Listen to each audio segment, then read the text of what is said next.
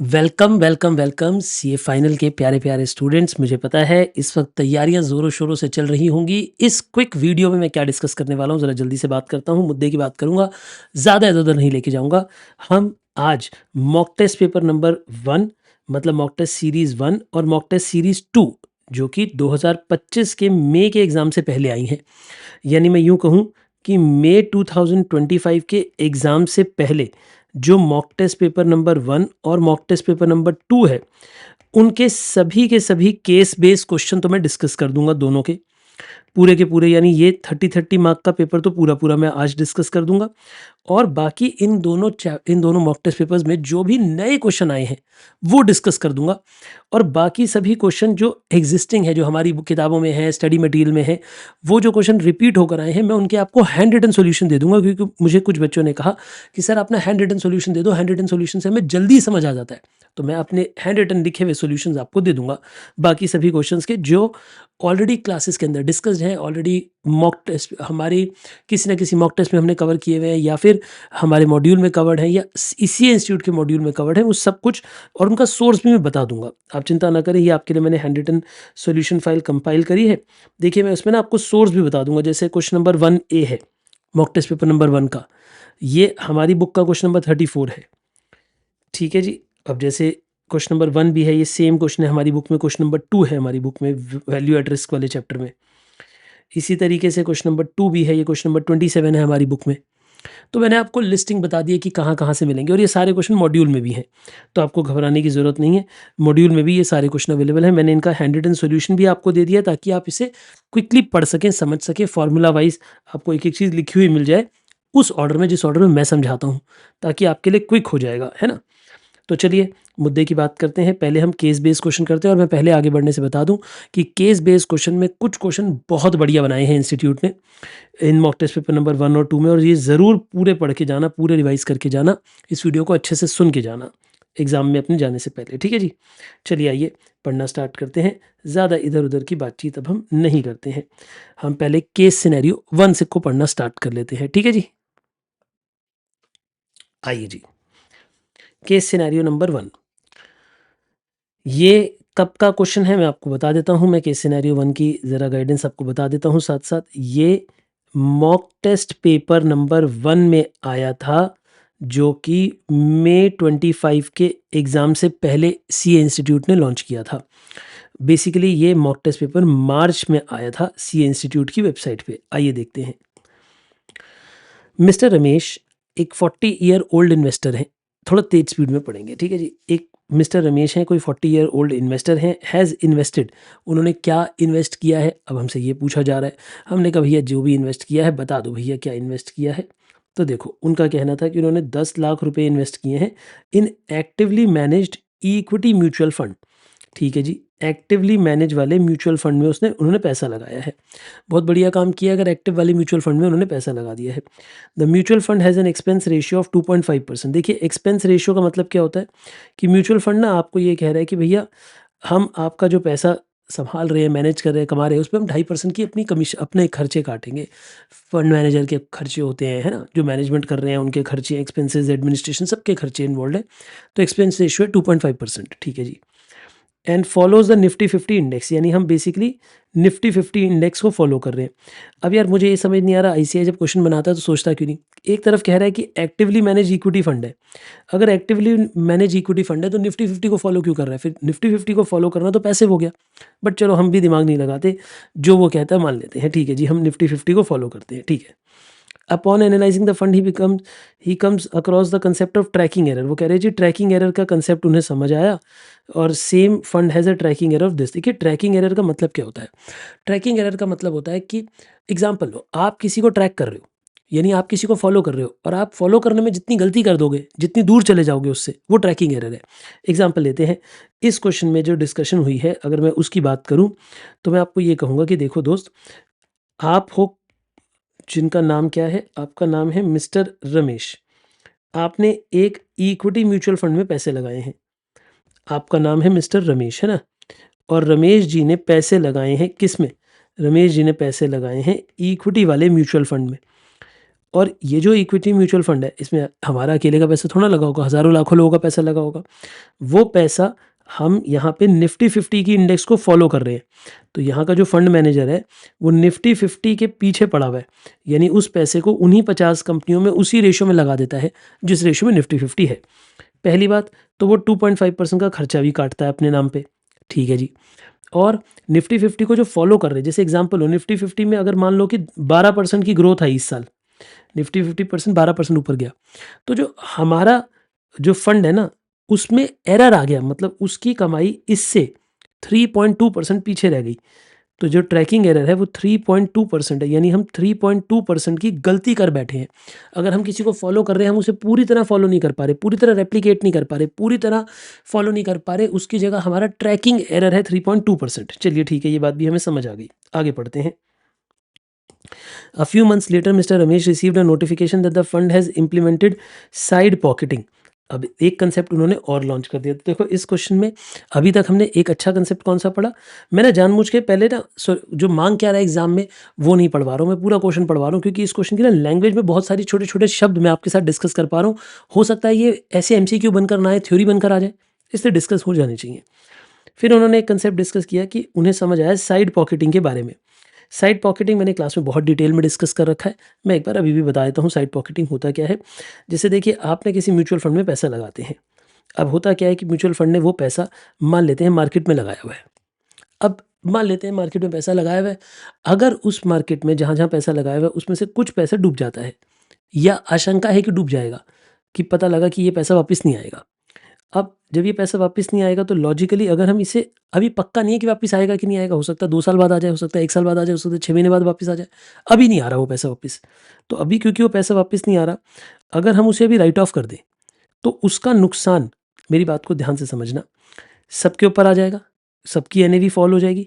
जब सबकी यूनिट्स की एनएवी फॉल हो जाएगी, उसमें से कुछ लोग तो छोड़कर चले जाएंगे, छोड़कर चले मतलब बेचकर चले जाएंगे। अब जब वो बेचकर चले जाएंगे तो वो नुकसान लेकर चले गए अपने यूनिट्स पे, लेकिन अब बाद में वो पैसा रिकवर हो गया। जब बाद में पैसा रिकवर हो गया तो उस रिकवरी में भी उनका अधिकार होना चाहिए था, लेकिन वो तो जा चुके हैं अपनी एनएवी लेके, तो उन्हें पहले अधिकार नहीं मिल पाता था। इसीलिए साइड पॉकेटिंग के कंसेप्ट को इंट्रोड्यूस किया गया। साइड पॉकेटिंग का कंसेप्ट क्या कहता है, ज़रा समझिए। जैसे मानो कि हमारी ये 100 इन्वेस्टमेंट्स हैं, हम एक म्यूचुअल फंड है, म्यूचुअल फंड की 100 इन्वेस्टमेंट है, उस 100 इन्वेस्टमेंट में से मान लेते हैं कि ये 20% इन्वेस्टमेंट अभी बैड डेट हो रही हैं, ये रिकवर शायद ना हो पाएँ, ये इल्लिक्विड हो गई हैं। इल्लिक्विड मतलब ये बिक नहीं पा रही हैं, ये प्रॉब्लमैटिक इन्वेस्टमेंट्स हो गई हैं, है ना? इनमें प्रॉब्लम आ गई है। तो क्या किया जाएगा, इन्हें एक अलग साइड पॉकेट में रख दिया जाएगा। यानी आपके जो म्यूचुअल फंड के यूनिट्स हैं, एक तरीके से आप ये समझो कि अब आपके पास 2 तरह के म्यूचुअल फंड हो गए, ए और बी। इनकी वैल्यू 80% वाले जो ओके हैं, जिनकी ओके रिपोर्ट है, उनकी वैल्यू अलग निकाली जाएगी, उनकी एलएवी अलग निकाली जाएगी, और इनकी एनएवी अलग निकाली जाएगी जिसमें नुकसान होगा। यानी अगर आप मिस्टर ए हो और मिस्टर ए ने म्यूचुअल फंड में पैसे लगाए हुए थे, तो अब एक माना जाएगा कि आपका पैसा इन दोनों म्यूचुअल फंड में लग गया है। बेसिकली म्यूचुअल फंड में ही एक अलग टुकड़ा बना देते हैं उस पैसे के लिए जो अभी इलिक्विड है, जो इन्वेस्टमेंट अभी हमारी डूब गई है, फंस गई हैं। हो सकता है 6 महीने, 1 साल, 2 साल बाद वो रिकवर हो जाए, हो सकता है वहाँ से पैसा आ जाए। तो इसीलिए आपको इसकी भी, आपके पास इसका भी अधिकार रहेगा, तब ताकि देखो एक बात, तो आज आपने नुकसान में बेच दिया अपने फंड, मान लो आपने 80% कीमत पे बेच दिया, अब बाद में रिकवरी हो गई, तो उस रिकवरी में आपको भी तो अंश मिलना चाहिए, आपको भी तो अधिकार मिलना चाहिए, क्योंकि आप पुराने यूनिट होल्डर थे। लेकिन अगर आप चले गए तो आप यूनिट होल्डर ही नहीं बचोगे। इसीलिए आपके यूनिट को माना जाता है कि वो 2 यूनिट्स हो गए, गुड यूनिट्स और बैड यूनिट ऐसे समझ लो, गुड यूनिट और डाउटफुल यूनिट ऐसे समझ लो। अब अगर जब इनमें रिकवरी होगी तो जिन के पास ये यूनिट्स थे उन सबको रिकवरी बढ़ जाएगी। सिंपल सी बात है। साइड पॉकेटिंग का मतलब क्या है, जैसे अगर आप अपने घर से बाहर जाते हो तो आपको लगता है यार कोई मुझे लूट लेगा, मान लो आपकी जेब में 5,000 है, तो आप क्या करते हो, आप 2-3 हज़ार बाहर वाली जब पॉकेट में या 4,000 बाहर वाली पॉकेट में रखते हो, 1,000 दूसरी पॉकेट में रख लेते हो, ताकि अगर डूबे तो दूसरी पॉकेट आपको बचा लेगी, है ना? इसी जैसा ही कुछ कंसेप्ट है एनएवी का, कि साइड पॉकेटिंग का, कि हम क्या करते हैं उसे अलग रख लेते हैं जो इलिक्विड है, बाद में जब रिकवर होंगे तो आपको पैसा वापस मिल जाएगा उसमें से। चलिए आगे देखते हैं। ठीक है जी। The fund has an exposure of 15% of the investment in the debt instrument, यानी इस फंड में 15% पैसा डेट में लगा हुआ है XYZ लिमिटेड का, लिमिटेड में, जो कि सिवियर फाइनेंशियल क्राइसिस झेल रही है। ठीक है जी, वो कंपनी डूबने के कगार पे है। ठीक है, इसीलिए उसने डिफ़ॉल्ट कर दिया पेमेंट में। तो fund manager has move this portion into a side pocket, यानी उसने क्या किया है, जो हमारे म्यूचुअल फंड में टोटल इन्वेस्टमेंट्स है उसमें से 15% इन्वेस्टमेंट को साइड पॉकेट में डाल दिया है, ठीक है। The following the decision of the fund manager mister Ramesh decide to reconsider. वो कह रहा है कि भैया मेरे को दोबारा सोचने दो, क्या should he stay invested in the fund and wait for the side pocketed asset to recover, या तो अपना पैसा रखे, वो कह रहे हैं कोई बात नहीं पड़े रहने दो, फ्यूचर में साइड पॉकेटेड एसेट भी तो रिकवर ही हो जाएंगे, मिल ही जाएंगे, आज नहीं मिलेंगे कल मिलेंगे, पैसा रख लेते हैं, फंड में पैसा रखे रहने देते हैं। Should he switch to the passive index fund that has a lower tracking error, and the lower expense ratio, या फिर हम किसी और में चले जाएं, ठीक है, ये भी कर सकते हैं। पैसिव वाले में क्या होगा कि ना फंड मैनेजर का ज़्यादा काम नहीं होता पैसिव वाले में, इसलिए फंड मैनेजर की एक्सपेंस रेशियो कम हो जाती है, और लोअर ट्रैकिंग एरर्स भी है। लोअर ट्रैकिंग एरर मतलब जब आप किसी इंडेक्स को फॉलो कर रहे हो तो आप इतनी गलती भी नहीं कर रहे, ट्रैकिंग एरर एक तरह की गलती है, सही बात है। Should he redeem his remaining liquid holding मतलब वो जो 85% लिक्विड होल्डिंग है जो ठीक चल रही है, क्या वो बेचकर अपने पैसे ले ले and invest in a better performing fund, और उस 85% को कहीं और लगा दे और 15% इलिक्विड में फंसे रहने दे, जब रिकवरी होगी उतना पैसा मिल जाएगा। ये 3 तरीके हैं उसके पास। आइए क्वेश्चन पढ़ते हैं। पहली बात, is it necessary for the investor to pay close attention to the expense ratio of the mutual fund. हाँ, एक्सपेंस रेशियो को ध्यान से देखना चाहिए। इनफैक्ट मैं खुद म्यूचुअल फंड के कोर्सेज भी पढ़ाता हूँ, जैसे NISM की सर्टिफिकेशंस पढ़ाता हूँ, तो मैं उसमें हमेशा यही बात बोलता हूँ कि भैया किसी भी म्यूचुअल फंड में पैसा लगाने से पहले ज़रूर सोचा करो कि एक्सपेंस रेशियो क्या है, क्योंकि एक्सपेंस रेशियो आपको पता होगी तभी तो आप देखोगे ना कि अच्छा इधर ज़्यादा एक्सपेंस है, इधर पैसा नहीं लगाना, यहाँ मैनेजर ज़्यादा खर्चे कर रहा है। तो एक्सपेंस रेशियो बहुत मैटर करती है, क्लोज अटेंशन देखना चाहिए। क्यों? क्योंकि क्या एक हाई एक्सपेंस रेशियो रिड्यूस कर सकती है हमारी रिटर्न्स को? बिल्कुल। अगर एक्सपेंस रेशियो हाई होगी तो हमारी नेट रिटर्न्स जो है वो कम हो जाएंगी। यही आंसर करेक्ट है। बाकी आपने पढ़ने हैं तो पढ़ लीजिए, ए पार्ट बिल्कुल करेक्ट है। आगे देखते हैं। The fund has been dash in replicating Nifty 50। देखिए निफ्टी 50 को क्या हम फॉलो कर पा रहे हैं? मैंने क्या कहा, मानो कि निफ्टी 50 का रिटर्न आ रहा है 12%, लेकिन हमारा तो ट्रैकिंग एरर है, मतलब हम तो उसको फॉलो ही नहीं कर पा रहे, हम तो उसमें गलती कर बैठे थे 3.2% की। तो क्या हम निफ्टी 50 को ढंग से फॉलो कर रहे हैं? क्या उसे ठीक से पकड़ पा रहे हैं? नहीं। तो क्या हम सक्सेसफुल हैं उसे रेप्लिकेट करने में, मतलब उसकी कॉपी करने में, निफ्टी 50 को कॉपी करके सेम रिटर्न कमाने में क्या हम सक्सेसफुल हुए? नहीं, हमारा फंड मैनेजर सक्सेसफुल नहीं हुआ है। तो इसका आंसर हो जाएगा बी पार्ट। ठीक है जी, आगे देखते हैं। After the decision of the fund manager for side pocketing, अब जो हमने साइड पॉकेट में पैसे रख दिए, मतलब कुछ एसेट रख दिए जो इलिक्विड थे, the equivalent portion of the Ramesh investment शैल।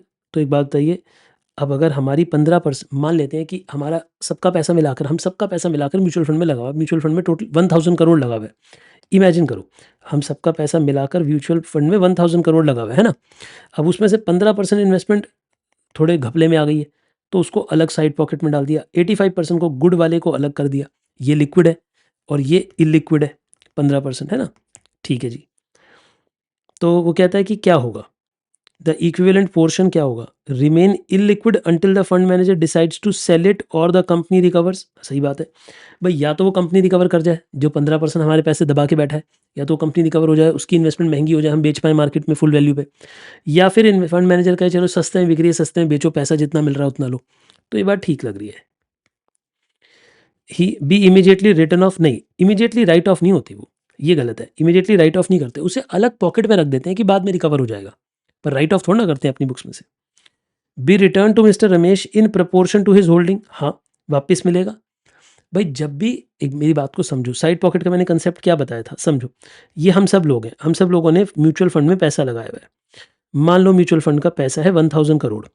अब 1000 करोड़ में से साइड पॉकेट बन गई 15% की, यानी 150 करोड़ की साइड पॉकेट है। 85% तो गुड वाला है, ये तो 850 करोड़ की तो गुड एसेट्स हैं, चलो इनकी तो कोई दिक्कत नहीं। ये है इलिक्विड जिसे हमने साइड पॉकेट में रख दिया है। अब पहली बात, क्या ये राइट ऑफ कर दिया? नहीं, अलग रख दिया, राइट ऑफ थोड़ा ना किए। तो ये राइट ऑफ वाला पॉइंट गलत है। इसलिए ये पैसा जब भी रिकवर होगा तो ये सभी म्यूचुअल फंड यूनिट होल्डर्स को प्रपोर्शन में बढ़ जाएगा। तो क्या हम ये कह सकते हैं कि be return to mister Ramesh in proportion of his holding? हाँ, जब भी रिकवर होगा तब बटेगा, लेकिन यहां एक लाइन लिखी होनी चाहिए थी, व्हेन रिकवर्ड, वंस रिकवर्ड, ऐसे लिखा होना चाहिए था। वंस रिकवर्ड, जब भी वो पैसा मिलेगा, यानी जब भी ये पैसा मिलेगा म्यूचुअल फंड को, वापस रिकवरी होगी, जब भी ये कंपनी के टर्न अराउंड होगा, कंपनी अच्छी हो जाएगी, तो फिर सबको बटेगा प्रोपोर्शनेट। ठीक बात है, तो सी पॉइंट भी करेक्ट है। ठीक है जी। Be moved into a different mutual fund scheme with no risk, ऐसा नहीं है, ये पैसे को मूव थोड़ा करे, तो ये तो ब्लॉक हो रखा है, ये पैसा तो अभी ब्लॉक हो रखा है। तो ए और सी दोनों सही हैं। आईसीआई ने सी आंसर दिया, वैसे मेरे हिसाब से ए और सी दोनों में मार्क्स मिलने चाहिए, क्योंकि दोनों ही अपनी अपनी जगह पे सही हैं। एग्जाम में ऐसा होता है तो मार्क्स मिल जाते हैं, आप घबराओगे नहीं। If mister Ramesh switches to a passive index fund, mister Ramesh passive index fund में चले जाते हैं जिसकी एक्सपेंस रेशियो कम है, जबकि अभी की उसकी करंट रेशियो ज़्यादा है, एक्सपेंस रेशियो ज़्यादा है। तो एक बात बताइए ना, अभी उसका एक्सपेंस रेशियो था 2.5%, फ्यूचर में एक्सपेंस रेशियो हो जाएगा 0.8%, तो बताओ कितनी एनुअल सेविंग्स होंगी। आपकी फ़ंड का साइज़ कितना था? फंड साइज़ था शायद 10 लाख, हाँ जी, फंड का साइज़ था 10 लाख। तो एक बात बताइए, अब आप 10 लाख रुपीज़ पे 2.5% माइनस 0.8% यानी 1.7% सेव करोगे, यानी आप 1.7% सेव करोगे, यानी 17,000 रुपीज़ सेव कर लोगे, यानी अब आप 17,000 रुपीज़ सेव कर लोगे, तो आपका आंसर सी पार्ट होगा। मैं इन सबके हैंड रिटन आंसर्स भी आपको दूंगा, आप घबराएं नहीं, मैंने इन सबके हैंड रिटन आंसर्स आपके लिए कंपाइल कर रखे हैं, ये सारे रिटन आपको मिल जाएगा, so you don't have to worry, don't have to worry. आप सिर्फ समझ लें, चाहे इस वीडियो को अगर समय कम है तो चाहे 1.5x 2x पे करके देख लें, जल्दी जल्दी बस इतना समझ लें लेकिन अच्छे से आप, ठीक है ना। देखिए, the advantage of mister Ramesh to switch over to a passive fund, एक बात बताइए, जब आप एडवांटेज क्या है जब आप पैसिव फंड में शिफ्ट हो जाएंगे। एक तो उसने क्या बोली थी, दो बातें बोली थी उसने, पैसिव फंड में अगर वो शिफ्ट होगा तो उसने दो बातें बोली थी। ये देखिए, पैसिव फंड में लोअर ट्रैकिंग एरर होगा और लोअर एक्सपेंस रेशियो होगी, तो एक्सपेंस रेशियो भी कम होगी, ट्रैकिंग एरर भी कम होगा।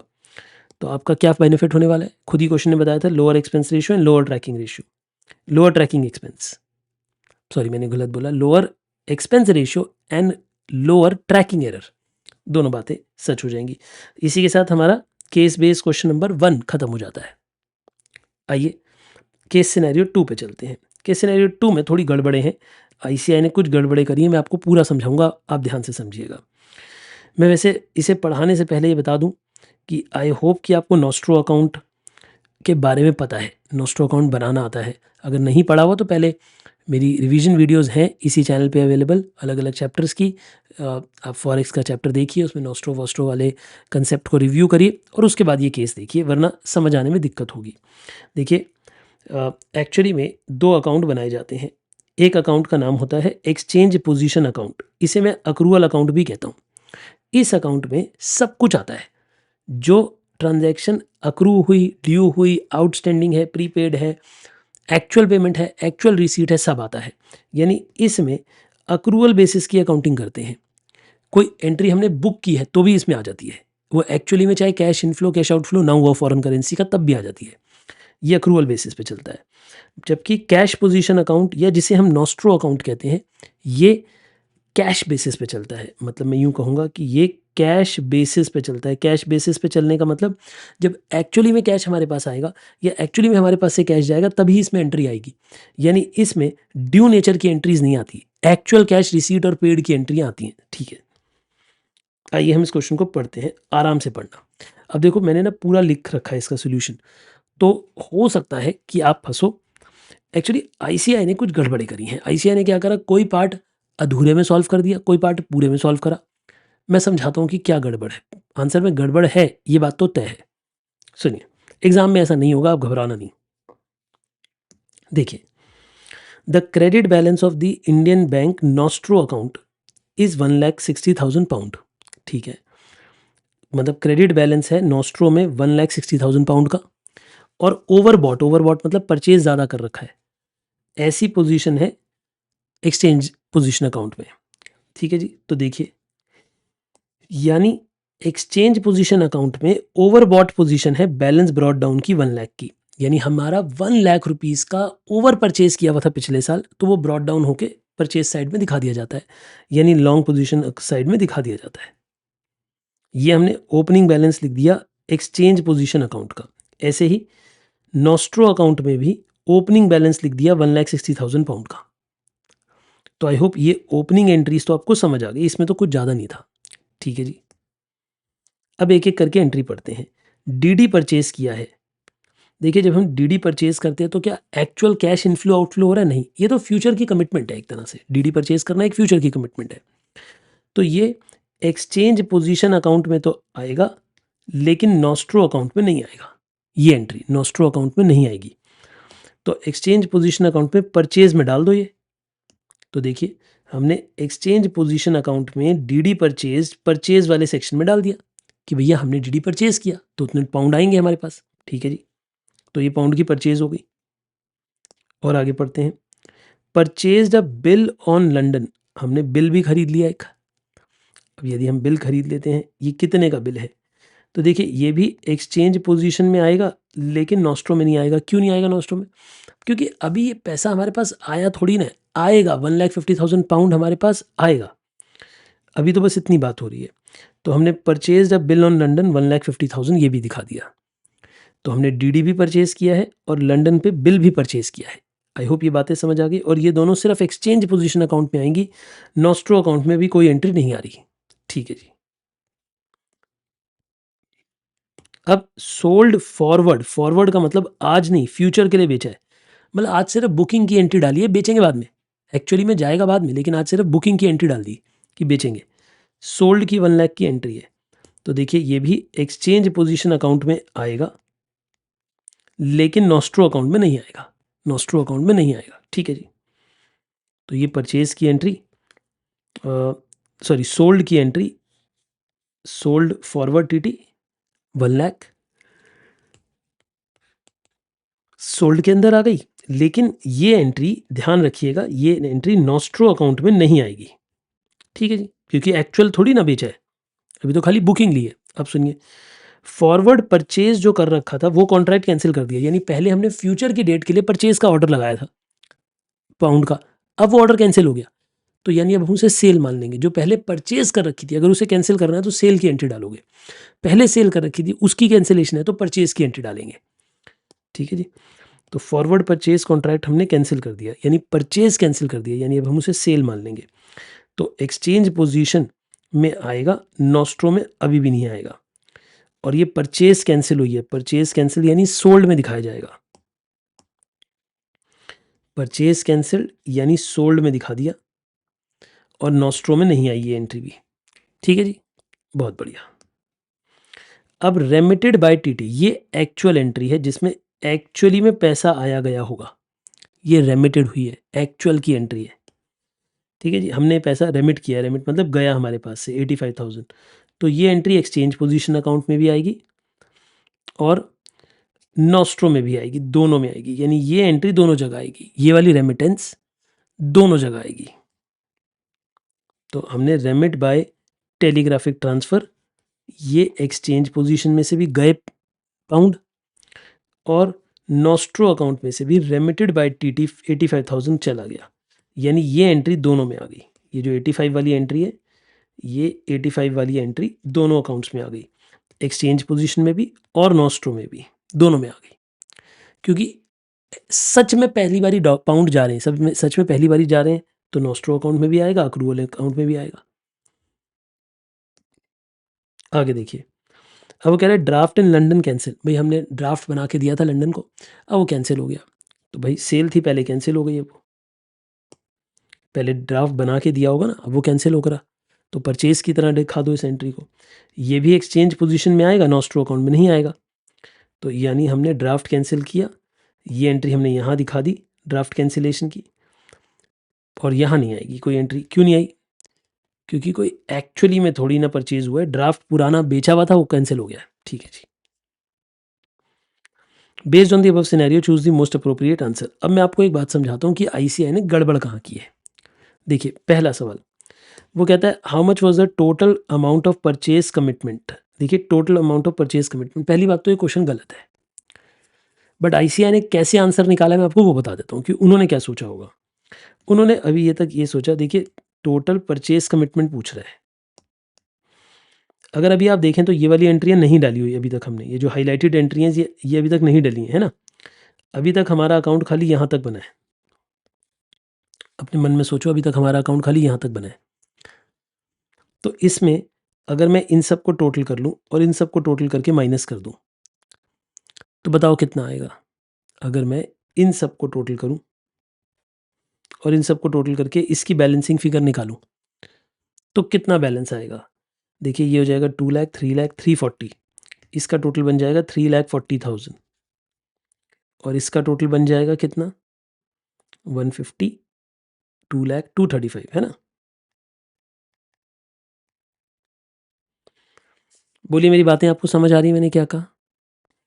यानी इस दोनों की हेल्प से अगर आप नेट फिगर निकालो, इन दोनों की हेल्प से, क्योंकि वो कहता है how much is the total amount of the purchase commitment, आपने परचेज कमिटमेंट टोटल में कितनी करी है?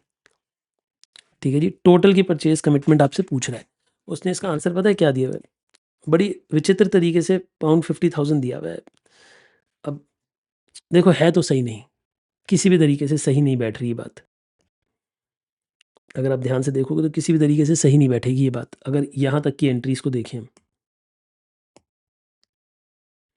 मैं अगर एक्सप्लेन भी करने की कोशिश करूँ तो क्या एक्सप्लेन करूँ, क्योंकि किसी भी तरीके से वो फिगर बैठ नहीं रही है। तो मुझे लगता है कुछ मिस्टेक उन्होंने करी है आईसीआई ने। आगे देखते हैं। और ये ऐसा मैं नहीं, मुझे ऐसा लगता है कि सभी को ही मिस्टेक लग रही होगी। ये मेरे हिसाब से डी पार्ट एक्सप्लेन्ड नहीं है ठीक से। चलिए आगे देखते हैं। अब ये जो 7th है ना, इसे भी छोड़ दो। ये तब होना चाहिए, ये एंड में सॉल्व होगा जब हम बाकी सारे पार्ट्स कराएँगे। पहले बाकी के पार्ट पढ़ लो।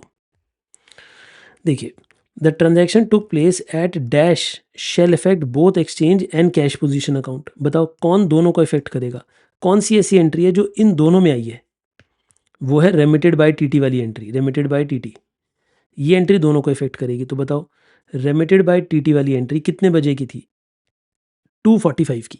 14:45 मतलब 2:45। तो हमें यहाँ लिख देना चाहिए 2:45 यानी 14:45।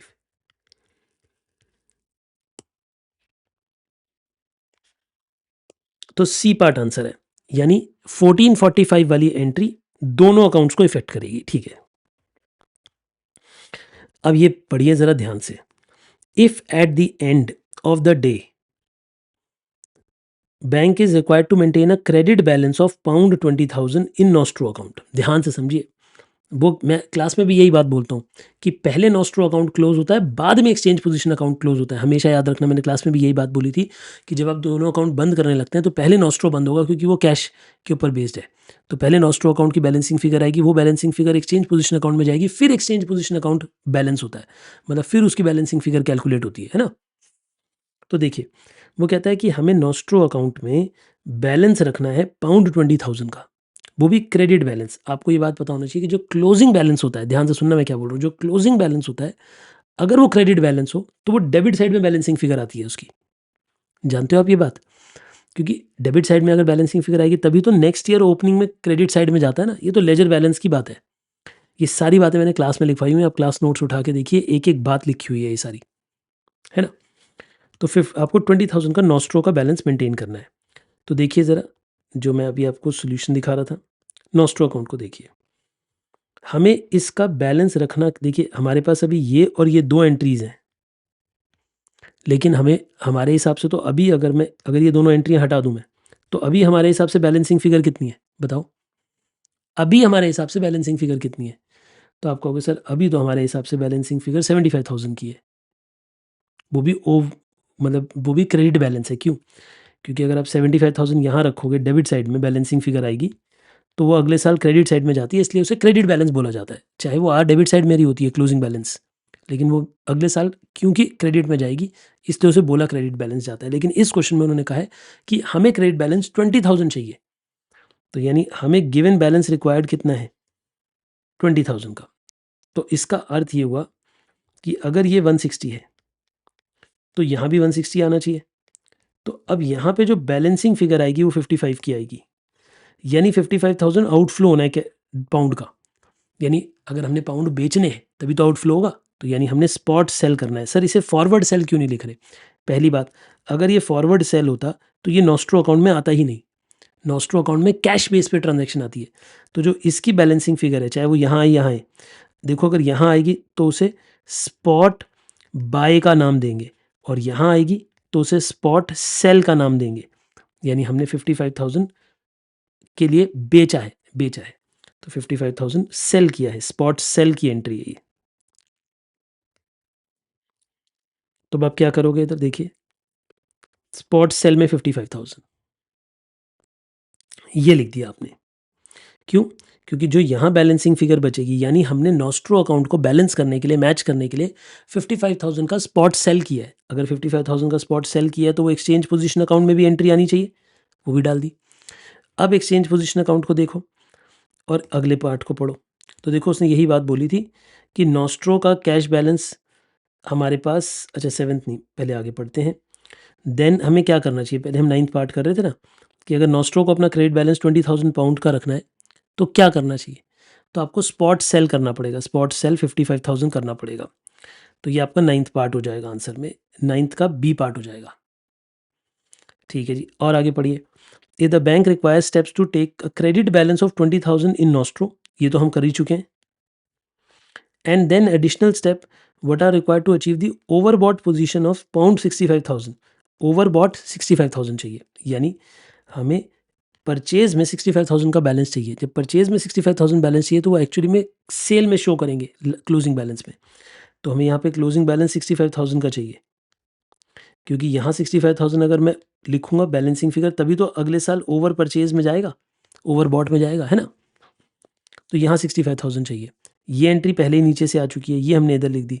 तो जब आप इनका टोटल करेंगे तो आपके पास यहाँ पे ये बैलेंसिंग फिगर आएगी, यानी ये एक्सचेंज पोजीशन अकाउंट की बैलेंसिंग फिगर है।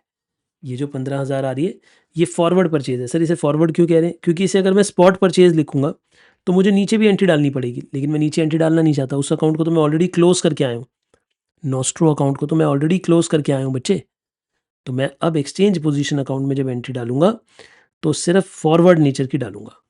ये सारी बातें मैं एक बार पढ़वाऊँ, नोट्स पढ़वाऊँ, आपको याद दिलाऊँ। देखिए ये क्लास के नोट्स हैं हमारे, आपको याद आ रहे होंगे। हमने नॉस्ट्रो, वॉस्ट्रो, लॉरो तीनों की डेफिनेशंस पढ़ी थी। फिर यही क्वेश्चंस, ये 1 2 3 4 5 5 क्वेश्चन इस कंसेप्ट पे पढ़े हुए हमने, ठीक है ना। फिर इसके बारे में हमने पूरी एक्सप्लेनेशन आपको दी थी।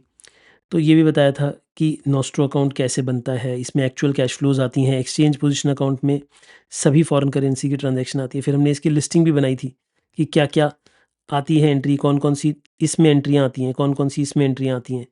फिर स्टेप्स फॉर क्लोजिंग अकाउंट भी बताया था कि पहले नॉस्ट्रो अकाउंट को क्लोज करते हैं, उसका जो भी डिजायर्ड बैलेंस होगा वो उल्टी साइड लिखते हैं, यानी अगर डेबिट बैलेंस होगा तो क्रेडिट साइड में दिखाते हैं, क्रेडिट बैलेंस होगा तो डेबिट साइड में दिखाते हैं क्लोजिंग बैलेंस के टाइम पे, ठीक है ना। और पहले उसे क्लोज करते हैं, फिर उसकी जो बैलेंसिंग फिगर होती है स्पॉट बाय या स्पॉट सेल होती है, फिर स्पॉट बाय या spot sale exchange position account में चली जाती है। फिर एक्सचेंज पोजीशन अकाउंट में डिजायर्ड बैलेंस ओवरब्रॉट या ओवरसोल्ड हो सकता है, उसे दिखाते हैं और फिर उसकी बैलेंसिंग फिगर निकालते हैं। वो फॉरवर्ड बाय या फॉरवर्ड सेल आती है, वो क्या आती है, फॉरवर्ड बाय या फिर फॉरवर्ड सेल के नाम से आती है। तो ये सारी बातें हमने क्लास के अंदर डिटेल में डिस्कस की हुई हैं, है ना। चलिए वापस आते हैं, तो हमने इसको भी दिखा दिया ओवरबॉट पोजीशन में। अब ये बैलेंसिंग फिगर है, फॉरवर्ड परचेज दिखा दिया इसे, यही क्वेश्चन था अगला। तो बताइए हमें क्या करना पड़ेगा, हमें फॉरवर्ड परचेज करना पड़ेगा, है ना। तो ये आ जाएगा फॉरवर्ड परचेज, यानी हमें ए पार्ट हमारा करेक्ट है 10th के लिए।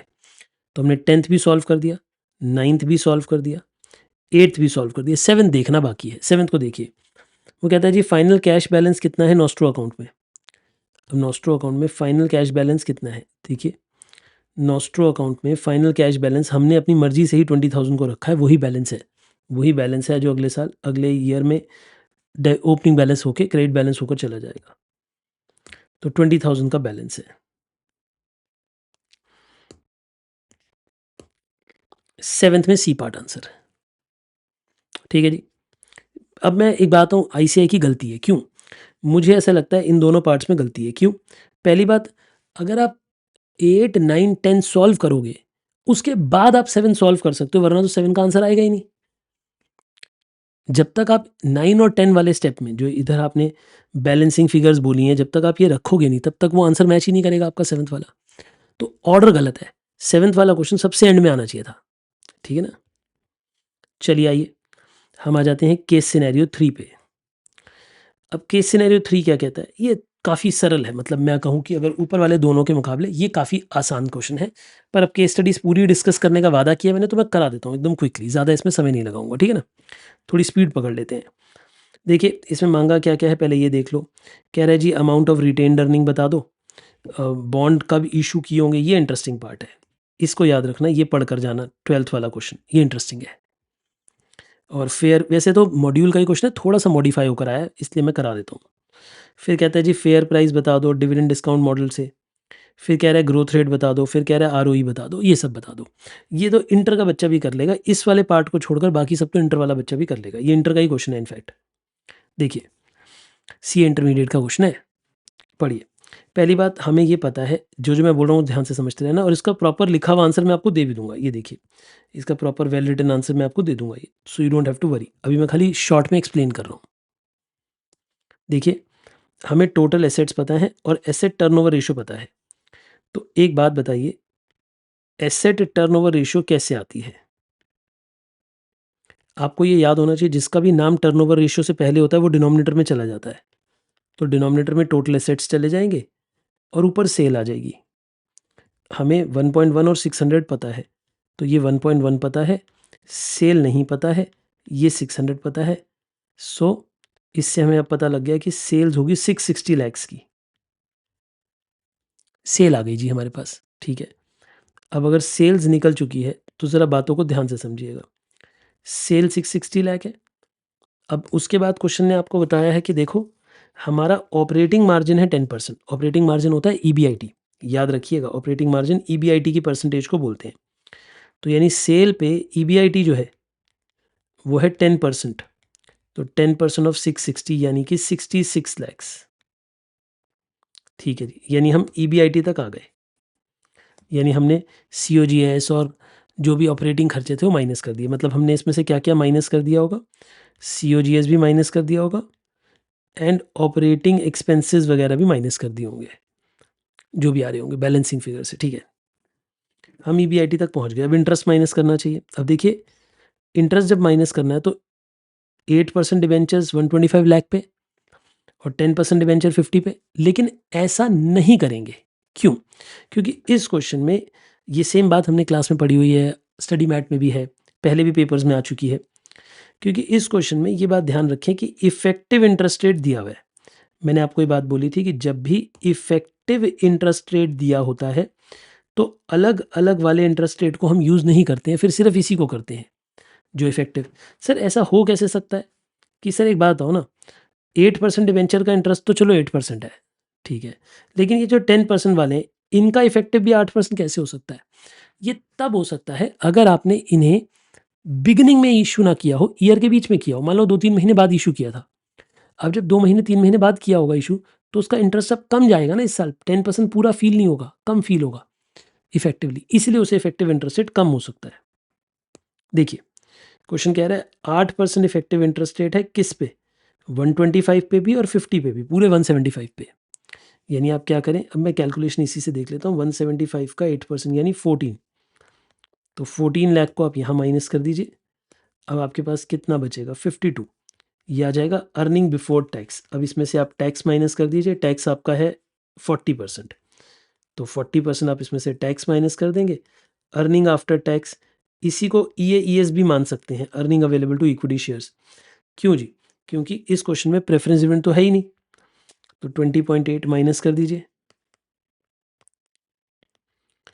तो 31.2 आपका ईएईएस हो गया, earning available to equity shares हो गया, ठीक है ना।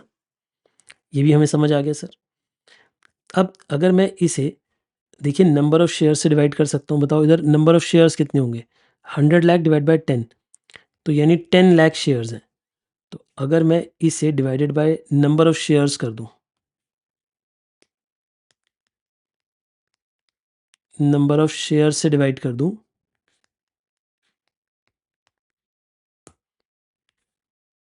तो हमारे पास ईपीएस कितना आ जाएगा,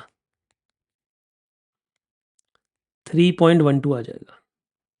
हमारे पास ईपीएस कितना आ जाएगा, 3.12 अर्निंग पर शेयर आ जाएगा, ठीक है जी। अब डिविडेंड पे आउट रेशियो आपको पता है इतना है, तो डिविडेंड पे आउट रेट का मतलब डिविडेंड पर शेयर कितना होगा, ये हो जाएगा 3.12 का 16.67%। तो निकाल लेते हैं इसे ज़रा जल्दी से, एक बार कैलकुलेटर उठा लीजिए इतना क्विकली, कैलकुलेशन आप मेरे लिए कर सकते हैं। 3.12 इंटू 16.67%, तो 0.52, ये हमारा D0 हो गया। मतलब इस साल का डिविडेंड जा सकता है इतना, क्योंकि डिविडेंड पे आउट हमें ऑलरेडी पता है, मार्केट प्राइस भी पता है, तो हम चाहें तो PE रेशियो भी निकाल सकते हैं। हमें return, rate of return on investors भी पता है, यानी KE भी पता है हमें, ठीक है। और इक्विटी का पैसा भी पता है, 400 लाख है, यानी इक्विटी शेयर होल्डर फंड्स भी हमें पता है 400 लाख है, ये पता है। चलिए अब क्वेश्चन करना स्टार्ट करते हैं। जो बेसिक डेटा चाहिए था हमने मोटा मोटे तौर पे निकाल लिया। आइए, कहता है जी रिटेन्ड अर्निंग कितनी होगी। अब देखो रिटेन्ड अर्निंग कितनी होगी, अब आपको पता है रिटेन्ड अर्निंग, अगर हमारा डिविडेंड जा रहा है 16.67, तो रिटेन्ड अर्निंग होगी 100% माइनस 16.67%, यानी 83.33% ऑफ अर्निंग ऑफ EAES। भाई जितना कमाया उसमें से 16.66% बांट दिया। याद करो, आपने जितना भी कमाया उसमें से 16.66% तो बांट दिया, बाकी का रख लिया होगा ना, बाकी का नहीं बांटा। तो 83.33% नहीं बांटा, किसका, 31.2 लैक्स का। तो बताइए ज़रा, 31.2 इंटू 83.33%, तो 25.99 आ रहा है, उसे 26 मान लो। तो ये आपका आंसर हो जाएगा ए पार्ट, यानी 11th का ए पार्ट आंसर है। ठीक है जी। अब देखिए अगला क्वेश्चन पूछता है कि जो 10% बॉन्ड है वो कब इशू हुए होंगे। आपसे ये पूछा जा रहा है कि वो कब इशू हुए होंगे। देखो एक बात को समझो, जो 10% वाले बॉन्ड है उनका इंटरेस्ट हमें फील कितना हो रहा है, 8%। क्यों, क्योंकि हमें टोटल इंटरेस्ट ही 8% फील हो रहा है। मैं ना इसे टोटल बेसिस पे कराऊंगा, ताकि अगर एग्जाम में परसेंटेज चेंज भी कर दे तो भी आपका आंसर ठीक आए। मेरी बात को आराम से समझना। देखिए हमारे पास 125 लाख के 8% वाले डिबेंचर्स हैं जिन पे हमने 12 महीने के लिए इंटरेस्ट पे किया, ठीक है। 50 लाख के हमारे पास 10% वाले डिबेंचर हैं जिनके लिए हमने n मंथ्स के लिए इंटरेस्ट दिया। क्योंकि मैं ये कह रहा हूँ कि ज़रूर हमने ये महंगे वाले डिबेंचर जिनका 10% इंटरेस्ट है उन्हें ये थोड़े महीने बाद इशू किया होगा, तभी उनका इफेक्टिव इंटरेस्ट रेट 8% आ रहा है। इनका तो इफेक्टिव इंटरेस्ट रेट 8% ही आएगा, क्योंकि यह ही 8%। इनका भी इफेक्टिव इंटरेस्ट रेट 8% फील हो रहा है, क्योंकि हमें इन दोनों इंटरेस्ट को मिलाकर जितना इंटरेस्ट बनेगा वो टोटल फंड्स पे 8% के बराबर ही फील हो रहा है। हमें 8% के बराबर ही फील हो रहा है। समझ गए आप मेरी बात। अगर हम इसे सॉल्व करते हैं तो 10 और 14 आ जाएगा, यहाँ पे आ जाएगा 10 लाख, और ये आ जाएगा 5/12n। फिर इसे सॉल्व कर लीजिएगा तो n की वैल्यू कितनी आ जाएगी, 9.6। यानी हमने ये वाले डिबेंचर 9.6 मंथ्स का इंटरेस्ट इस पे पे किया है। यानी इन डिबेंचर्स पे हमने, ये जो महंगे वाले डिबेंचर हैं 10% वाले डिबेंचर हैं, इन पे 9.6 मंथ्स का इंटरेस्ट पे किया है। तो बताओ ये इशू कब हुए होंगे, कौन से महीने में हुए होंगे। ये क्वेश्चन है फाइनेंशियल ईयर का। अगर ये क्वेश्चन फाइनेंशियल ईयर का है तो एक बात बताइए, यानी जो फाइनेंशियल ईयर होता है वो एंड कब होता है, मार्च में। तो मार्च से 9.6 मंथ्स पहले हमने इशू किए होंगे, यानी स्टार्टिंग से 2.4 मंथ्स बाद हमने इशू किए होंगे। तो बताइए, अप्रैल बीत गया, मई बीत गया, जून आधा बीत गया, तो जून में इशू हुए होंगे। यानी ये शेयर ज़रूर जून 2022 में इशू हुए होंगे, क्योंकि ये तो मार्च 23 है, तो ज़रूर ये जून 2022 में इशू हुए होंगे। सर ये बात दोबारा बताओ, दोबारा सुनते हैं। देखिए हमारे पास दो तरीके के डिवेंचर्स हैं। एक डिवेंचर पे 8% का इंटरेस्ट जाना है, दूसरे डिवेंचर पे 10% का इंटरेस्ट जाना है। लेकिन क्वेश्चन हमें ये कह रहा है कि कुल मिलाकर जो इफेक्टिव इंटरेस्ट रेट आ रहा है वो 8% आ रहा है। यानी दोनों अमाउंट्स को मिला दो और सिर्फ 8% इंटरेस्ट निकालो, तो वो हमारा आंसर के बराबर है। यानी वो हमारा इन दोनों के कंबाइंड इंटरेस्ट के बराबर है। तो बताओ ये डिवेंचर कब इशू हुए होंगे। हमने मान लिया कि ये n मंथ्स इनकी लाइफ थी इस साल, इस साल ये n मंथ्स के लिए हमारे पास थे। सॉल्व करके पता लगा कि वो n आ रहा है 9.6, यानी इस साल एंड से 9.6 मंथ्स पहले हमने इन्हें इशू किया होगा, तभी तो 9.6 मंथ्स का इंटरेस्ट दिया है, यानी 2.4 मंथ्स बाद इशू किया होगा। तो अप्रैल, मई और जून थोड़ा आधा बीत गया होगा तब इशू किया होगा। तो ये कौन से महीने में इशू हुए होंगे? जून 2022 में, ठीक है, क्योंकि मार्च 23 से 9.6 मंथ पीछे आना है। मार्च 23 से 9.6 मंथ्स पीछे जाना है हमें, ठीक है ना। ये बात भी आपको समझ आ गई। आगे देखते हैं। अब वो कहते हैं the fair price of the share of PQR limited using dividend discount model. देखिए डिविडेंड डिस्काउंट मॉडल क्या होता है, सबको याद है? डिविडेंड डिस्काउंट मॉडल में हम बेसिकली प्राइस निकालते, देखो बचपन में आपने एक फॉर्मूला पढ़ा था KE का, KE is equal to D1/PO plus G। इसी फॉर्मूला से डिविडेंड डिस्काउंट मॉडल बनता है। डिविडेंड डिस्काउंट मॉडल कहता है कि प्राइस जब आएगा तो वो D1/KE माइनस G से आ जाएगा। तो हमें दो चीज़ें चाहिए, D1 भी चाहिए, KE भी चाहिए, G भी चाहिए। KE तो गिवन है, KE तो 15% क्वेश्चन में गिवन था। तो हमें निकालना क्या है? प्राइस। हमें 15% की KE पता है लेकिन ग्रोथ नहीं पता। ग्रोथ अगले क्वेश्चन में पूछी है उसने। अब यही करता है वो, पता है क्या, आगे जो चाहिए ना वो पहले पूछ लेता है, उल्टा सीधा पूछ लेता है। तो आप मुझे बताओ ग्रोथ रेट क्या होती है? ग्रोथ रेट होती है B/R। रिटेंशन रेट, याद करो, ग्रोथ रेट होती है रिटेंशन रेट, जितना पैसा आपने रिटेन किया इनटू रेट ऑफ रिटर्न, है ना। तो इसका मतलब इसे रिटेंशन रेशियो भी बोलते हैं। ये होती है 1 माइनस पे आउट रेशियो। तो 16.67 रेशियो पे आउट की थी, और आर कितनी थी? रेट ऑफ रिटर्न कितनी थी? अब रेट ऑफ रिटर्न हमने नहीं निकाली हुई, वो अगले पार्ट में मांग रहा है। अब चालाकी देख रहे हो, पहले रेट ऑफ रिटर्न निकलेगी, फिर ग्रोथ निकलेगी, फिर जाके ये पार्ट सॉल्व होगा, मतलब उल्टे हो गए। अब आपको मैं इसे धोखाधड़ी ही कहूँगा। भाई एग्जामिनर ने तो सॉल्व किया होगा, उसने जानबूझ के उल्टे ऑर्डर में लिखे क्वेश्चन, उसे पहले ये देना चाहिए था, फिर ये पूछना चाहिए था, फिर ये पूछना चाहिए था, है ना। तो चलो कोई नहीं, पहले ROE निकाल लेते हैं, यानी रिटर्न निकाल लेते हैं। रिटर्न कैसे आएगी? ये आएगी, अर्निंग कितनी थी इक्विटी की, और इक्विटी शेयर होल्डर का फंड्स कितने थे। तो हमें पता है कि अर्निंग इक्विटी की कितनी थी? 31.2, और इक्विटी के फंड्स कितने थे? 400। इक्विटी की कमाई थी 31.2, और 300 प्लस 100 यानी 400 हमारे फंड्स थे इक्विटी के, इंटू 100 करना ज़रा बेटे एक बारी। 31.2 डिवाइडेड बाई 4, बस 4 कर दो ना, क्योंकि इंटू 100 इंटू डिवाइड बाई 100 तो कट जाएगा। तो इसका आंसर हो गया ए पार्ट 7.8।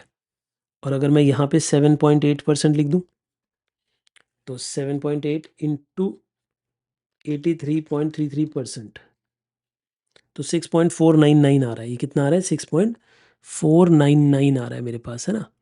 तो उसे बेसिकली 6.5 मान लेते हैं। तो ग्रोथ रेट हो गई हमारी 6.5%, यानी ग्रोथ रेट इज 6.5%। अब ग्रोथ रेट भी आ गई, तो देखिए D0 से D1 कैसे आएगा? D0 था 0.52, उसमें ग्रोथ रेट लगाओ 6.5% की, और नीचे भी डिवाइड करो 6.5%। तो बेसिकली 0.52 प्लस 6.5%, तो ये बन जाएगा 0.5538 अपॉन 8.5% माइनस करने से, यानी इसे डिवाइड बाय 0.085 कर देंगे, तो 6.51, इसका आंसर आ जाएगा 6.51 रुपीज़। ये प्राइस होना चाहिए हमारे हिसाब से, यानी बी पार्ट आंसर है। मैं उम्मीद करता हूँ कि ये पूरा क्वेश्चन समझ आ गया है। आप लिखने की चिंता ना करें, मैं इसका हैंड रिटन सॉल्यूशन आपको ये वाला पूरा का पूरा दे दूंगा, ताकि आप इजीली इसे देख सकें, ठीक है जी। इसके बाद मैं आपको ये हैंड रिटन सॉल्यूशन दे रहा हूँ सभी आगे के क्वेश्चन के, मेजरली सभी क्वेश्चन इसमें कवर्ड है। ये वो सारे आंसर्स जो मैंने क्लास में आपको समझा रखे हैं, करा रखे हैं, क्लास की ही फाइल्स हैं ये वाली सॉल्यूशंस की, और मैंने उनका हिंट भी लिखा हुआ है कि ये कौन से हमारे बुक के कौन कौन से क्वेश्चंस हैं ये सारे, है ना। फास्ट ट्रैक के मैंने सब में नहीं मेंशन किए, फास्ट ट्रैक वाले तो अपनी फास्ट ट्रैक बुक करो, वो एक्सेलेंट है, उसी में से पेपर बनना है, हमें पता ही। बट आप इसे बस एक बार देख लेना कि ये सारे क्वेश्चन आपने पढ़े हुए हैं। आप पता है क्यों, मॉक टेस्ट पेपर में भी ये सारे क्वेश्चन दोबारा मत करना, क्योंकि ये ऑलरेडी बुक में कवर्ड है, आपने बुक रिवाइज कर लिया तो ऑलरेडी कवर है। इंपॉर्टेंट क्वेश्चन की लिस्ट मेरी वाली कर ली है तो वो ऑलरेडी कवर्ड है। मिलेगी कहाँ से सब लिस्ट? अच्छा ये मिलेंगे कहाँ, ये भी मैं बता दूँ, ये फाइलें कहाँ मिलेंगी जो हैंड रिटन वगैरह, हमारी वेबसाइट पे जाइए, उस पर फ्री रिसोर्स का सेक्शन है, पहले तो मैं आपको अपनी वेबसाइट का नाम बता दूं, अगर कुछ बच्चों को नहीं पता है, www.canitanguru.com। आप हमारी वेबसाइट पे जाइए, वेबसाइट पे फ्री रिसोर्स का सेक्शन होगा। उस फ्री रिसोर्सेज वाले सेक्शन में आपने एएफएम में चले जाना है, सीए फाइनल एएफएम में चले जाना है, और वहाँ पे आपको मिल जाएगा लिखा हुआ, अलग अलग चीज़ें आप ढूंढ लेना, मिल जाएगा। अच्छा, मैंने उसमें सारे के सारे जो हमारी रिवीजन सीरीज़ के नोट्स हैं वो भी वहीं हैं, रिवीजन सीरीज़ के जो क्वेश्चन फाइल्स हैं वो भी वहीं हैं, हैंड रिटन मेरी फाइल्स हैं वो भी वहीं हैं, सब कुछ थ्योरी की पूरी बुक डाली हुई है, थ्योरी की जो हमने वीडियोज़ डाली हैं उसके साथ। और मैं बता दूँ, इस बारी थ्योरी में बहुत इंपॉर्टेंट है भाई, बहुत इंपॉर्टेंस है, क्योंकि अब मैं आपको जो MTP 2 कराने वाला हूँ उसमें ऑलमोस्ट उन्होंने सब कुछ थ्योरेटिकल पूछ लिया। जो अपना MCQ पार्ट है 30 मार्क का, पूरा पूरा ऑलमोस्ट थ्योरी पूछ लिया, ऑलमोस्ट पूरा पूरा थ्योरी है। आइए पढ़ते हैं, मॉक टेस्ट पेपर 2 की तरफ चलते हैं। आइए जी, हम अब आपके साथ mock test paper number 2 discuss कर रहे हैं। ये कौन सा मॉक टेस्ट पेपर है? ये May 25 के एग्ज़ाम से पहले CA फाइनल AFM के लिए जो mock test paper number 2 ICAI ने लॉन्च किया था, मैं उसके केस बेस्ड क्वेश्चन आपके साथ डिस्कस करा रहा हूँ। आइए चलिए जी, पढ़ना स्टार्ट करते हैं।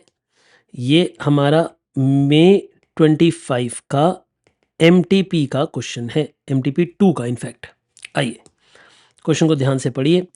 जेनिथ कैपिटल के नाम से क्वेश्चन है, अच्छे से पढ़ेंगे तो बढ़िया तरीके से आपको समझ आएगा, आप अच्छे तरीके से इस पर दिमाग लगा पाएंगे अपना। चलिए, जेनिथ कैपिटल एक बुटीक इन्वेस्टमेंट फर्म है जो मैनेज करती है पोर्टफोलियोज को HNIs के। HNIs कौन होते हैं? हाई नेटवर्थ वाले इंडिविजुअल, अमीर लोग। Their lead portfolio manager mister R. तो ध्यान रखिए, जेनिथ कैपिटल एक इन्वेस्टमेंट फर्म है जिसमें एक पोर्टफोलियो मैनेजर काम करते हैं, मिस्टर आर। ठीक है, मिस्टर आर एक पोर्टफोलियो मैनेजर हैं जो कि क्लोजली एनालाइज करते हैं मार्केट ट्रेंड्स को to optimise the return of their fixed income portfolio. मैं इसके लिए आपके लिए एक डायग्राम बनाना स्टार्ट कर देता हूँ साथ साथ, ठीक है ना? मुझे लगता है डायग्राम से ना हमेशा क्लैरिटी लैंग्वेज की ज़्यादा आती है। सॉल्यूशन केस 1 देखिए, वो ये कहता है कि आपकी एक फर्म है, आपकी फर्म का नाम क्या है? जेनिथ। जेनिथ में एक फंड मैनेजर भी काम करते हैं, इन्वेस्टमेंट मैनेजर बोलो, फंड मैनेजर काम बोलो, इनका नाम है मिस्टर आर। ठीक है, वो एनालाइज कर रहे हैं मार्केट के ट्रेंड को to optimise returns for their fixed income portfolios. मतलब वो पैसा ज़्यादातर डिबेंचर्स में लगाते हैं, वहाँ से अच्छी कमाई करने के लिए। ऑप्टिमाइज रिटर्न करने का मतलब क्या होता है? मार्केट को बीट करना बेसिकली। जब आप बोलते हो ऑप्टिमाइज करना रिटर्न, तो आपका उद्देश्य क्या होता है कि आप मार्केट से ज़्यादा पैसा कमाना चाहते हो, है ना? तो fixed income portfolio basically market में देखते हो भैया मार्केट में क्या स्थिति चल रही है, उस एक्टिव काम करना चाह रहे हो। Over the past few months, he has observed that the fluctuation in the interest rate and anticipates a significant shift in the near future. उसे लग रहा है इंटरेस्ट रेट आगे भी बढ़ने वाले हैं, चेंज होने वाले हैं। To optimize return, Mr. R is considering 3 different investment strategies for the client, having 10 crore of the fund. आपके क्लाइंट के पास 10 करोड़ रुपए का फंड है, ठीक है जी। वो फिक्स्ड इनकम पोर्टफोलियो में इंटरेस्टेड है, मतलब वो शेयर्स में पैसा नहीं लगाना चाहता, ठीक है भाई। Each strategy is design to align with the client risk appetite. मतलब जो तीनों स्ट्रैटेजी है और क्लाइंट को ध्यान में रख के ही बनाई है, उसकी लिक्विडिटी और उसकी रिस्क एपेटाइट को ध्यान में रख के बनाई है। पहली स्ट्रैटेजी है invest the entire 10 crore in a single bond. सारा पैसा एक ही बॉन्ड में लगा दो, ठीक है। और 7 ईयर की मेच्योरिटी होगी, सीधा 7 साल के लिए पैसा लगा दो। To match the specific financial obligation in the future. मान लो 7 साल बाद आपका जो क्लाइंट है उसके बच्चे ने कॉलेज जाना है, इमेजिन कर लो। मान लो 7 साल बाद आपके बच्चे ने कॉलेज जाना है, तो आपको बहुत सारे पैसों की ज़रूरत है, या 7 साल बाद आपने कोई बड़ा घर बनाना है, तब आपको बहुत सारे पैसों की ज़रूरत है, इसीलिए आप पैसे इन्वेस्ट कर रहे हो बेसिकली 7 साल बाद के लिए। तो कह रहे हैं पूरे के पूरे 10 करोड़ सिंगल बॉन्ड में लगा दो और इकट्ठे 7 साल बाद मैच्योर होंगे, इकट्ठे 7 साल बाद मैच्योर होंगे। तो इस तरीके की स्ट्रैटेजी को बोलते हैं बुलेट स्ट्रैटेजी। यानी जैसे बुलेट एकदम से एक ही बारी में धाएँ-धाएँ होती है ना, तो वैसे ये भी एक ही बारी में आपको पैसा मिलेगा, ठीक है जी। तो ये तो पहली स्ट्रैटेजी हमारे दिमाग में बैठ गई। दूसरी है allocating 5 crore in short term bond and 5 crore in long term bond, ठीक है जी। इसे कई बारी डंबल या बारबेल स्ट्रैटेजी भी कहा जाता है, क्योंकि आप इसमें बेसिकली बीच में, जैसे डंबल में आपने देखा ना दोनों तरफ बराबर वेट होता है, वैसे ही आपने 5 करोड़ शॉर्ट टर्म और 5 करोड़ लॉन्ग टर्म में लगा दिया, तो आपने बराबर पैसे, बारबेल स्ट्रैटेजी भी बोल सकते हो आप इसे। वो स्ट्रैटेजी आपने बना दी कि आपने आधा पैसा शॉर्ट टर्म में डाल दिया, आधा पैसा लॉन्ग टर्म में। सर ये कैसे काम करती है short term, long term? Basically पता है कैसे काम करती है? शॉर्ट टर्म का मतलब ये नहीं है कि एक बार आपने पैसा डाला 1 साल के लिए, मान लो 1 ईयर की मैच्योरिटी के लिए 5 करोड़ डाले, तो क्या बस इसके बाद काम खत्म? नहीं। आपकी आपको पैसों की ज़रूरत कब है? 7 साल बाद। आपने तो बता ही दिया कि आपको 7 साल बाद पैसों की ज़रूरत है। तो होगा क्या कि जैसे 1 साल के लिए इन्वेस्ट करेंगे, फिर इस पैसे को निकाल कर दोबारा इन्वेस्ट कर देंगे 1 साल के लिए विद इंटरेस्ट, फिर विद इंटरेस्ट 1 साल के लिए, फिर विद इंटरेस्ट 1 साल के लिए, ऐसे 7 साल तक हम इन्वेस्ट करते रहेंगे शॉर्ट टर्म में। और लॉन्ग टर्म वाले तो एक ही बारी में 7 साल के लिए इन्वेस्ट हो गए। बेसिकली स्ट्रैटेजी बी में हम 2 बारी पैसा लगा रहे हैं। 7 साल के लिए इकट्ठे 5 करोड़, बात खत्म, सीधा एंड में मैच्योर होगा। और 7 साल के लिए हर 1 साल के लिए अलग-अलग इन्वेस्टमेंट कर रहे हैं। जो पैसा घूमता रहेगा, जो पैसा घूमता रहेगा। ठीक है जी? बहुत बढ़िया। मतलब घूमते का मतलब जैसे इन्वेस्ट किया, कमा कर वापस आएगा 1 साल बाद, मैच्योरिटी हो जाएगी, फिर दोबारा इन्वेस्ट कर दिया 1 साल के लिए, फिर दोबारा इन्वेस्ट कर दिया 1 साल के लिए, ऐसे चलता रहेगा। और तीसरा है spreading the 10 crore investment equally across bonds with maturities of 1 to 5 years to ensure periodic liquidity. Basically आप बॉन्ड 1 से 5 साल के खरीदोगे और वो घूमते रहेंगे। मैच्योरिटी जैसे एक बॉन्ड होगा 1 साल बाद मैच्योर होगा, दूसरा 2 साल बाद, तीसरा 3 साल बाद, चौथा 4 साल बाद, ऐसे अलग-अलग बॉन्ड ले लोगे। बहुत सारे लोग ऐसे करते हैं। मैंने खुद भी अर्ली फेजेज़ में अपनी लाइफ़ में जो इनिशियल प्रोडक्ट्स मैंने खरीदे अपनी लाइफ़ में, वो लैडरिंग स्ट्रैटेजी से ही खरीदे। अपनी बहुत सारी इन्वेस्टमेंट्स इंश्योरेंस वगैरह में, एलआईसी वगैरह में शुरू-शुरू की जो इन्वेस्टमेंट्स हैं, वो सब लैडरिंग स्ट्रैटेजी से करी हुई है, ताकि 60 साल के बाद हर साल पैसा वापस आता रहे थोड़ा-थोड़ा, थोड़ा-थोड़ा करके। इस तरीके से बहुत सारी पॉलिसीज़ ली हुई हैं। आई होप आपने भी कभी ना कभी ऐसी लैडरिंग स्ट्रैटेजी, इसे बोलते हैं लैडर स्ट्रैटेजी, जिसमें हर साल थोड़ा-थोड़ा पैसा वापस आएगा, थोड़ा और लगता जाएगा आगे। ठीक है जी। Meanwhile mister R is considering forecasting model to predict interest rate movement. ठीक है, आप इंटरेस्ट रेट मूवमेंट के बारे में सोच रहे हो, जैसा इंटरेस्ट रेट होगा उसके हिसाब से आप इन्वेस्टमेंट करोगे। He is economically evaluating economic indicators such as inflation, historical data, trends and combination of multiple factor to enhance firms financial accuracies. अच्छी बात है कि आप डेटा कलेक्ट करो ताकि आपका एक्यूरेट रिजल्ट आए। ठीक है। Mister R suggest strategy B. अब आपने मिस्टर आर को, मिस्टर एच को, जो एचएनआई हैं, आपने उन्हें स्ट्रैटेजी बी बोली है। स्ट्रैटेजी बी मतलब ये आधा-आधा पैसा लगा दो, आधा शॉर्ट टर्म में, आधा लॉन्ग टर्म में। As per the strategy, half amount of the fund is proposed to be invested in 7 year yield 8% पे। यानी आधा पैसा तो आप 1 से 7 साल के लिए 8% पे लगा दो, 5 करोड़ रुपया तो। और बाकी 1 ईयर के लिए शॉर्ट टर्म बॉन्ड लगा दो 6% वाले। यानी बाकी आप 1 year, 2 year, 3 year, 4 year, 5 year, 6 year, 7 year, मतलब हर साल के लिए पैसा आप लगाते जाओ। जो आप अभी लगाओगे 5 करोड़, वो 1 साल बाद वापस आ जाएगा, फिर 1 साल बाद वापस आ जाएगा, फिर 1 साल बाद वापस आ जाएगा, ऐसे इन्वेस्ट करो आप।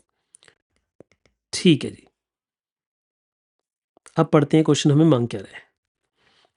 What is the primary objective of the active bond portfolio management? देखो, कोई भी एक्टिव व्यक्ति है, उसका एक ही उद्देश्य है।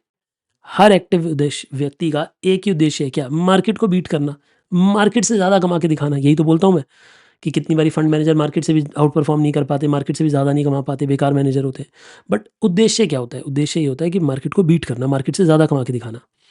तो पहला उद्देश्य आपका यही होता है, मार्केट से ज़्यादा कमा के दिखाना।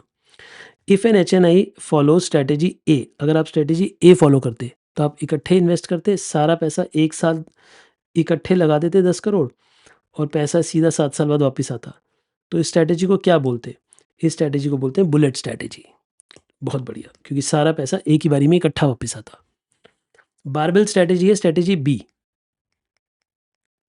जो हमने स्ट्रैटेजी बी पढ़ी है वो बारबेल है, कि आधा शॉर्ट टर्म में, आधा लॉन्ग टर्म में, बराबर-बराबर कर दो।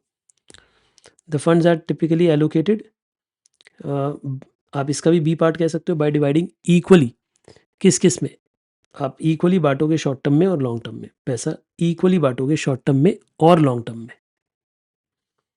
ठीक है जी। लैडर स्ट्रैटेजी क्या होती है? धीरे-धीरे करके पैसा, मतलब कुछ पैसा 1 साल, कुछ पैसा 2 साल, कुछ पैसा, जैसे लैडर नहीं होती?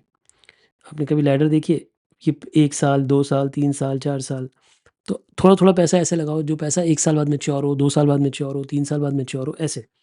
तो इसमें हम क्या करते हैं बेसिकली, हम पूरी इन्वेस्टमेंट को बाँट देते हैं अलग-अलग मैच्योरिटी पीरियड के अकॉर्डिंग, है ना? तो बेसिकली हमारा इसमें आंसर हो जाना चाहिए ए पार्ट, नहीं, सी पार्ट, इक्वली बाँटेंगे ना। यहाँ तो क्योंकि सेम मैच्योरिटी था ना इसलिए गलत है। डिफरेंट मैच्योरिटी कहना सही है कि हम अपने पैसे को बाँट रहे हैं डिफरेंट मैच्योरिटी के लिए। तो ये हमारा फोर्थ पार्ट भी हो गया सॉल्व। फोर्थ का सी पार्ट हो गया, फोर्थ क्वेश्चन का। It is expected that the interest rate in coming 8 years are expected to fall by 25 basis point each year.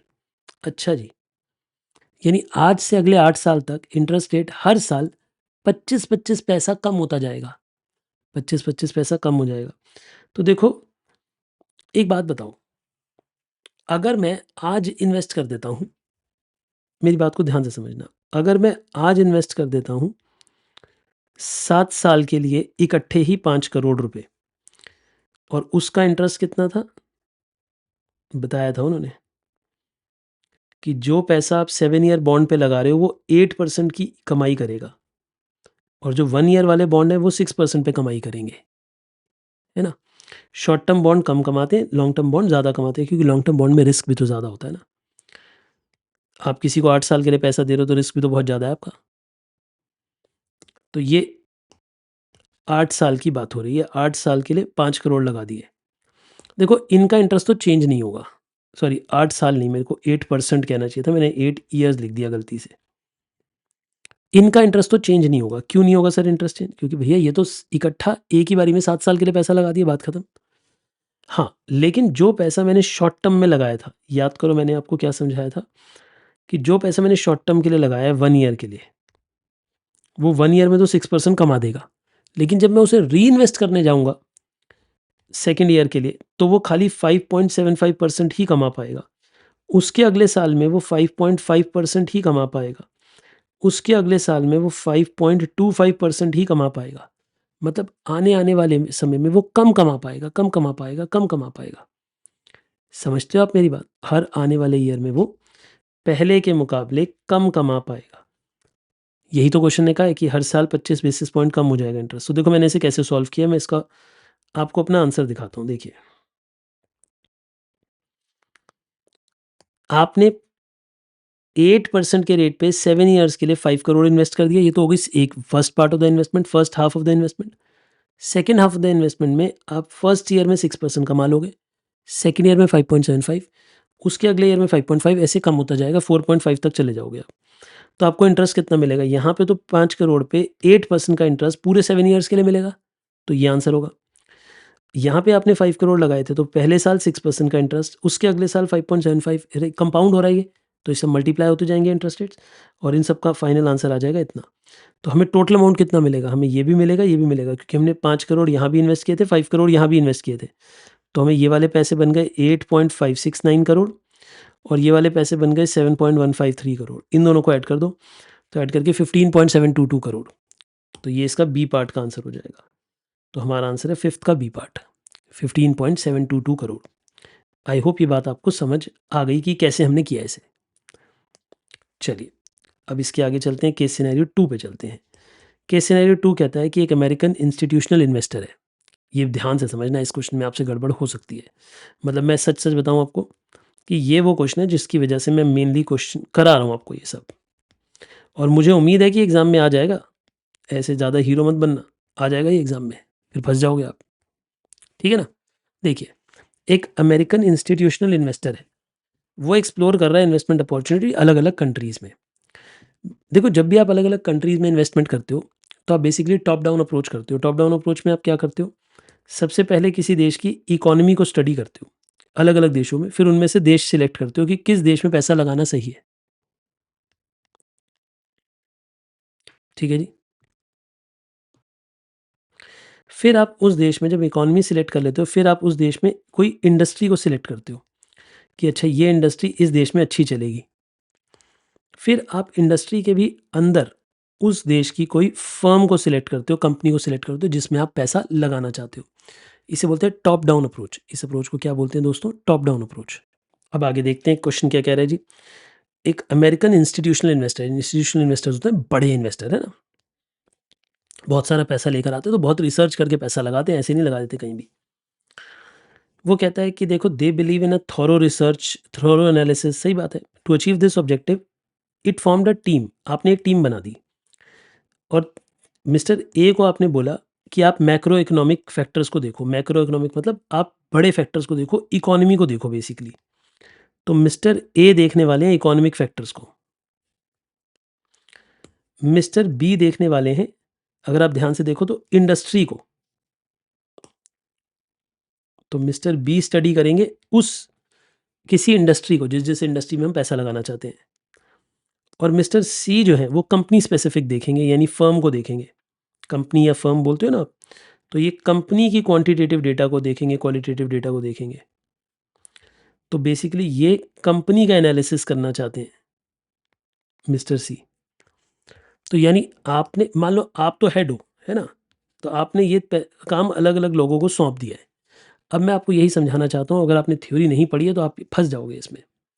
मैं आपको एक बारी रिकॉल कराऊँ ये थ्योरी, एक बारी ज़रा मेरी थ्योरी बुक खोलो। ये देखिए, ये हमारा एक चैप्टर है सिक्योरिटी एनालिसिस। इसमें पार्ट ए है फंडामेंटल एनालिसिस। याद करिए, मैंने 2 पार्ट्स में पढ़ाया था। फंडामेंटल एनालिसिस जिसमें हम फंडामेंटल्स देखते हैं ये सब। टेक्निकल एनालिसिस में हम चार्ट्स को देखते हैं, डेटा को देखते हैं, कितना वॉल्यूम है ट्रेड का, किस डायरेक्शन में जा रहा है ना? 50 days moving average, 60 days moving average, ऐसे देखते हैं। वो टेक्निकल एनालिसिस होता है। पर अभी बात चल रही है फंडामेंटल एनालिसिस की। फंडामेंटल एनालिसिस कैसे होता है? उसके अंदर सबसे पहले इकोनॉमिक का एनालिसिस होता है, इकोनॉमी को स्टडी करते हैं। फिर उसके अंदर कुछ मेथड्स बताए थे मैंने, इकोनॉमिक एनालिसिस के फैक्टर्स बताए थे आपको अलग-अलग, है ना? एंटिसिपेटरी और सर्वे मेथड और बैरोमीटर इंडिकेटर मेथड बताया था। यही डायग्राम मैंने बनाया था, याद करो, कि इकोनॉमी में कौन-कौन से मैटर्स होते हैं, anticipatory survey, barometer approach, economic model building. Industry को स्टडी करने के लिए रिग्रेशन और इनपुट आउटपुट एनालिसिस होता है। कंपनी को स्टडी करने के लिए correlation regression analysis, trend analysis, decision tree, ये सब यूज़ करते हैं। ये डायग्राम आपको याद आ रहा है? अगर आपने ये पढ़ रखा है तो बहुत अच्छी बात है, नहीं पढ़ रखा, थ्योरी देखनी है, तो इसी चैनल पे मेरी पूरी थ्योरी की वीडियोज़ भी हैं। मुझे पता है वो बहुत लॉन्ग है क्योंकि मैंने पूरा एक्सप्लेन किया है, बट कम से कम इस चैप्टर को देख लेना, सिक्योरिटी एनालिसिस को उसमें से। और आपको अगर ये बुक भी चाहिए हमारी, तो वो भी हमारी वेबसाइट में फ्री रिसोर्स सेक्शन में पड़ी हुई है, वहाँ से डाउनलोड कर सकते हो आप। तो देखिए, फिर ये मॉडल्स बताए थे, फिर इंडस्ट्री एनालिसिस के बारे में बात करी थी कि कौन-कौन से फैक्टर्स हैं उसे अफ़ेक्ट करते हैं, टेक्निक्स कौन-कौन सी यूज़ होती हैं। फिर कंपनी एनालिसिस के बारे में बात की थी कि कंपनी के बारे में कैसे सोचते हैं, डिसीजन लेते हैं। उसके बाद एंड में आ जाता है टेक्निकल एनालिसिस, वो तो बाद की बात है। टेक्निकल एनालिसिस तो सेकंड टॉपिक स्टार्ट हो जाता है ना? इस क्वेश्चन में क्या हो रहा है, आइए देखते हैं।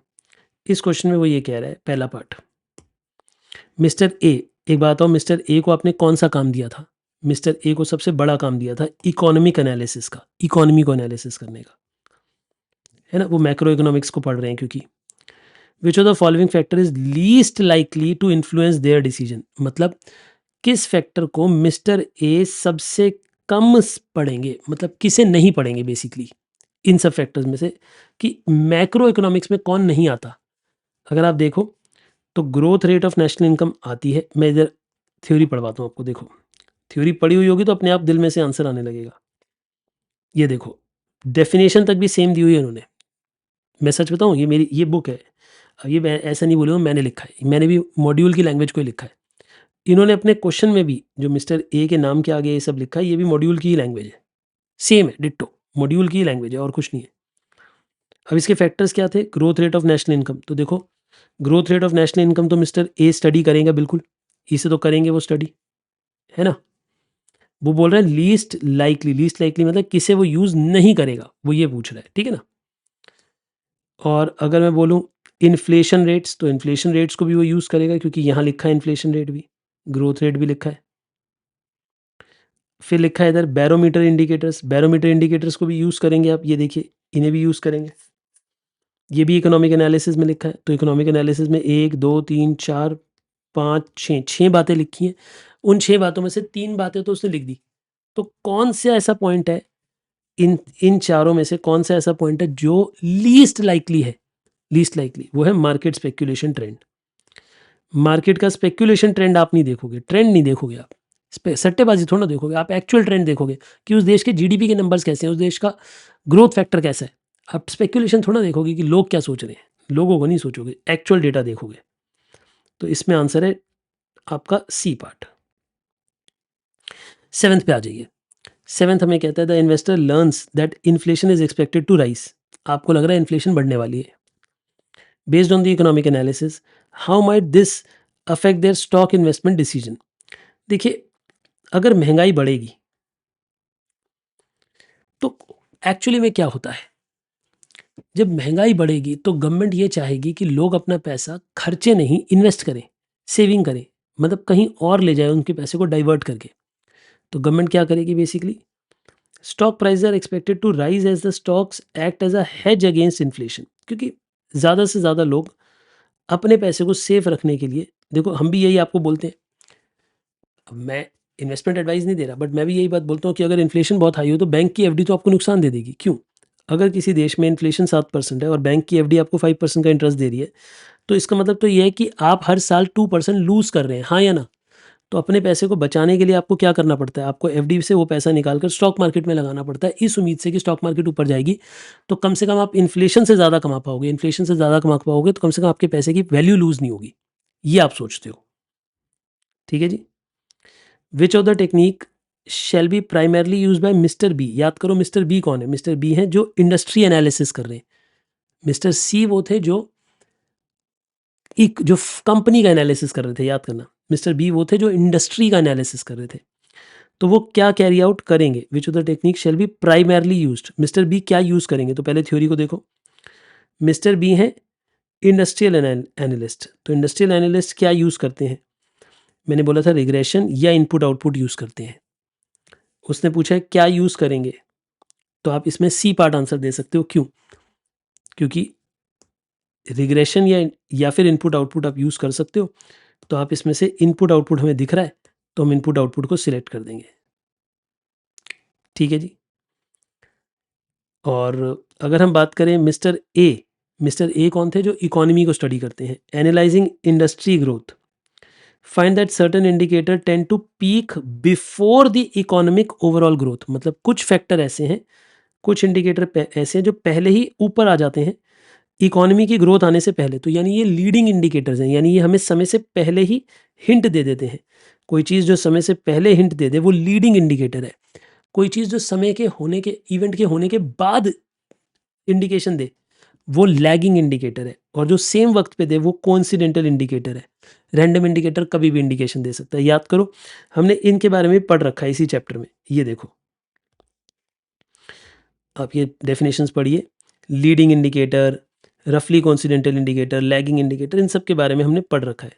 जो आपको पहले ही बता देता है वो लीडिंग इंडिकेटर होता है।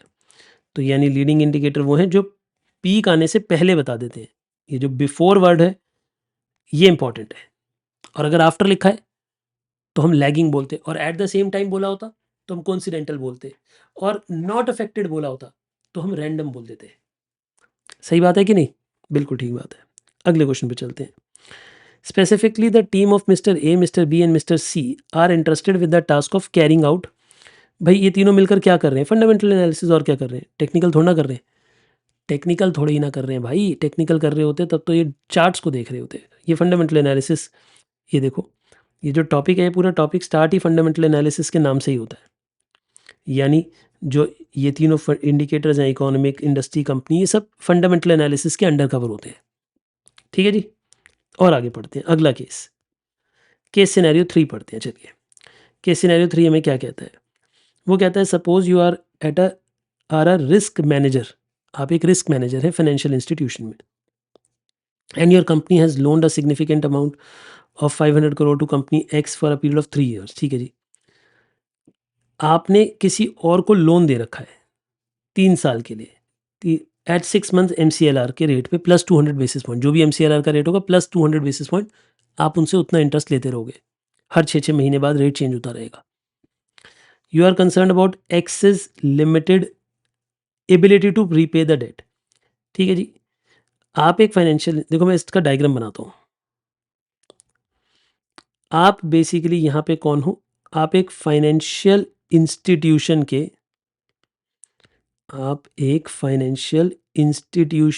मैनेजर हो। आप एक फाइनेंशियल इंस्टीट्यूशन के मैनेजर हो। ठीक है, समझ गए जी। आपने लोन दे रखा है आपने लेंडिंग की हुई है, किसको लेंडिंग की हुई है? एक्स लिमिटेड को शायद, कंपनी एक्स को 500 करोड़ का 3 इयर्स के लिए। आपने इन्हें 500 करोड़ रुपीस का लोन दिया हुआ है, वो भी 3 इयर्स के लिए दिया हुआ है। बहुत बढ़िया काम किया हुआ है। अब आप कहते हो you are concerned about the X liability to pay the debt. आपको लग रहा है ये तो बैड डेट कर सकता है रीसेंट मार्केट में। To protect against the institution from potential default, अपने आप को डिफॉल्ट से बचाने के लिए आपने क्रेडिट डिफॉल्ट स्वैप लेने की बात सोची है एबीसी बैंक से। देखो अब होता क्या है, आपको कहानी तो समझ आई गई। हम एक लेंडर हैं, हमने लोन दे रखा है, हमें डर लग रहा है कि ये पैसे नहीं देगा, हमें लग रहा है ये क्रेडिट डिफॉल्ट करेगा, इसे बोलते हैं क्रेडिट डिफॉल्ट। हमने किसी को क्रेडिट दिया हुआ है और वो डिफॉल्ट कर देगा, तो इसे बोलते हैं क्रेडिट डिफॉल्ट कि ये पैसे नहीं देगा। हमें इस बात का डर लग रहा है। हम गए बैंक के पास, हमने कहा बैंक बैंक भाई देखो, ये मैंने मिस्टर एक्स को पैसे दे रखे हैं, हो सकता है पैसे ना दे, मेरे को डर लग रहा है, क्या आप इसकी इंश्योरेंस कर सकते हो? तो क्रेडिट डिफॉल्ट स्वैप और कुछ नहीं होता, इंश्योरेंस होती है एक तरह की। इंश्योरेंस का मतलब ये है कि भैया हम उसे कुछ फ़ीस देंगे, कमीशन देंगे, कुछ हम उसे देंगे और उसके बदले में वो हमें क्रेडिट डिफ़ॉल्ट स्वैप बना के दे देगा, सीडीएस बनाकर दे देगा। बेसिकली क्रेडिट डिफ़ॉल्ट स्वैप का मतलब है कि हमारे और उनके बीच में ओवर द काउंटर, ये ओवर द काउंटर होते हैं, ये कभी भी देखो एक्सचेंज पे ट्रेड नहीं होते। एक्सचेंज में तो फ्यूचर्स ट्रेड होते हैं, ऑप्शंस ट्रेड होते हैं, कुछ स्वैप ट्रेड हो सकते हैं, ये नहीं होते इसके, ये नहीं होते यूजुअली। स्वैप भी नहीं हो सकते, वो भी यूजुअली आप वर्चुअली बैंक जाके ही करते हो, है ना? ये भी तो एक तरह का स्वैप ही है। आप बैंक जाकर करते हो ये सब। तो आप बैंक में जाते हो, बैंक से बात करते हो कि भई देखो मेरे को डर लग रहा है, आप मेरे को स्वैप दे दो। बैंक ने कहा ठीक है, हम तो आपको क्रेडिट डिफ़ॉल्ट का स्वैप दे देंगे। क्रेडिट डिफ़ॉल्ट के स्वैप का मतलब अगर इसने पैसे नहीं दिए, तो वो पैसे की भरपाई हम आपको कर देंगे। हो सकता है हमने पूरे 500 करोड़ पे कवरेज ले लियो कि भैया पूरे 500 करोड़ की कवरेज दे दो। हो सकता है 500 की जगह 400 की ले लियो, 300 की ले लियो। हमें लग रहा है कि डूब भी जाएगा, कुछ तो देगा, जो नहीं देगा वो इससे रिकवर करूँगा। ऐसे आपने कुछ लिमिट की भी की हो सकती है। आइए, अब इंटरेस्ट रेट कितना-कितना था ये बता रहा है, ठीक है जी। नोशनल अमाउंट एट, अच्छा, जो हमें बैंक दे रहा है ना, गारंटी दे रहा है ना कि अरे चिंता मत करो, एक्स लिमिटेड से मत डरो, वो नहीं देगा तो मैं पैसे भरूँगा। उसके लिए वो हमसे प्रीमियम ले रहा है 1% का per year through cash settlement. मतलब वो कहता है कि हम जितने भी नोशनल अमाउंट पे हमने, हमें पता है क्या बोल रहा है? कह रहा है अरे चिंता क्यों कर रहे हो? जितने भी अमाउंट की इंश्योरेंस लेनी है, जितने भी अमाउंट की आपने सीडीएस लेनी है, क्रेडिट डिफ़ॉल्ट स्वैप लेना है, ले लो। उस पे 1% मुझे हर साल देते रहो। क्योंकि बैंक के मन में ये चल रहा है, एबीसी बैंक जो होगा ना उसके मन में ये चल रहा है कि ये डूबेगा ही नहीं। उसे तो लग रहा है कि ये अपने पैसे खुद ही चुका देगा, उल्टा मेरे को जो 1% की कमीशन मिली है वो मेरी इनकम हो जाएगी। बैंक ये सोच रहा होता है, ठीक है ना? वैसे बैंक अगर आपको सीडीएस साइन कराता है तो अपने आप को भी कहीं और इंश्योर कर लेता है। जैसे आपसे 1% फ़ीस ले ली, किसी और को 0.75% फ़ीस पे अपने आप की कवरेज ले ली, तो बैंक कवर हो जाता है, बैंक अपने आप को हेज रखता है। ठीक है जी। आइए क्वेश्चन पढ़ना स्टार्ट करते हैं। देखो दिखने में प्रैक्टिकल है बट ये एक्चुअली में थ्योरेटिकल क्वेश्चन ही है। The primary purpose of credit default swap is, बताओ प्राइमरी पर्पस क्या है सीडीएस का? भाई अगर हमें नुकसान होगा डिफॉल्ट से, कोई हमें क्रेडिट डिफॉल्ट कर दे तो उसमें हमारा नुकसान ना हो, उतने की भरपाई हो जाए, यही तो पर्पस है। तो पर्पस क्या है? To protect against the default risk of a debt obligation. अगर हमने किसी को डेट दे रखी है, क्रेडिट पे पैसा दे रखा है, वो हमारे साथ डिफॉल्ट कर सकता है, इसके रिस्क को बचाने की कोशिश है, हेज करने की कोशिश है। Which of the following statement is true? True कौन सी स्टेटमेंट है सीडीएस के बारे में? CDS contract can not be used for speculation. कर सकते हैं लोग। देखो मैं आपको एक काम करूँ, क्रेडिट डिफ़ॉल्ट स्वैप के बारे में पढ़ा के आऊँ थोड़ा, थोड़ी थ्योरी पढ़ा दूँ इसकी। देखिए ज़रा, ये थ्योरी का नोट देखिए आप, ये हमारी बुक का है, ये बुक का पीडीएफ आप सबके पास है, जो मुझसे पढ़ रहे हैं उनके पास तो पूरी बुक है हार्ड कॉपी में, समझाई गई है। जिनके जो हमसे नहीं पढ़ रहे हैं, खुद सेल्फ स्टडी कर रहे हैं, सिर्फ रिवीजन हमसे कर रहे हैं, उनके लिए हमने अपनी वेबसाइट के फ्री रिसोर्स वाले सेक्शन में ये डाले हुए नोट्स, मतलब पूरी बुक ही डाली हुई है, आप डाउनलोड कर सकते हो। वीडियोज़ इसकी आपको यूट्यूब पे मिल जाएँगी इसी चैनल पे। देखिए, credit default swap. Credit default swap का मतलब होता है ये एक फाइनेंशियल इंस्ट्रूमेंट होता है जो आपके क्रेडिट रिस्क को कम करता है, इंश्योरेंस की तरह है ये। अगर हमने किसी को डेट दे रखी है, उस पे डिफ़ॉल्ट हो सकता है, वो बंदा हमारे को पैसे वापस नहीं देगा, इसलिए हम पहले अपनी क्रेडिट डिफ़ॉल्ट स्वैप करा लेते हैं। इसके लिए हमें पीरियोडिकली पेमेंट देनी पड़ती है।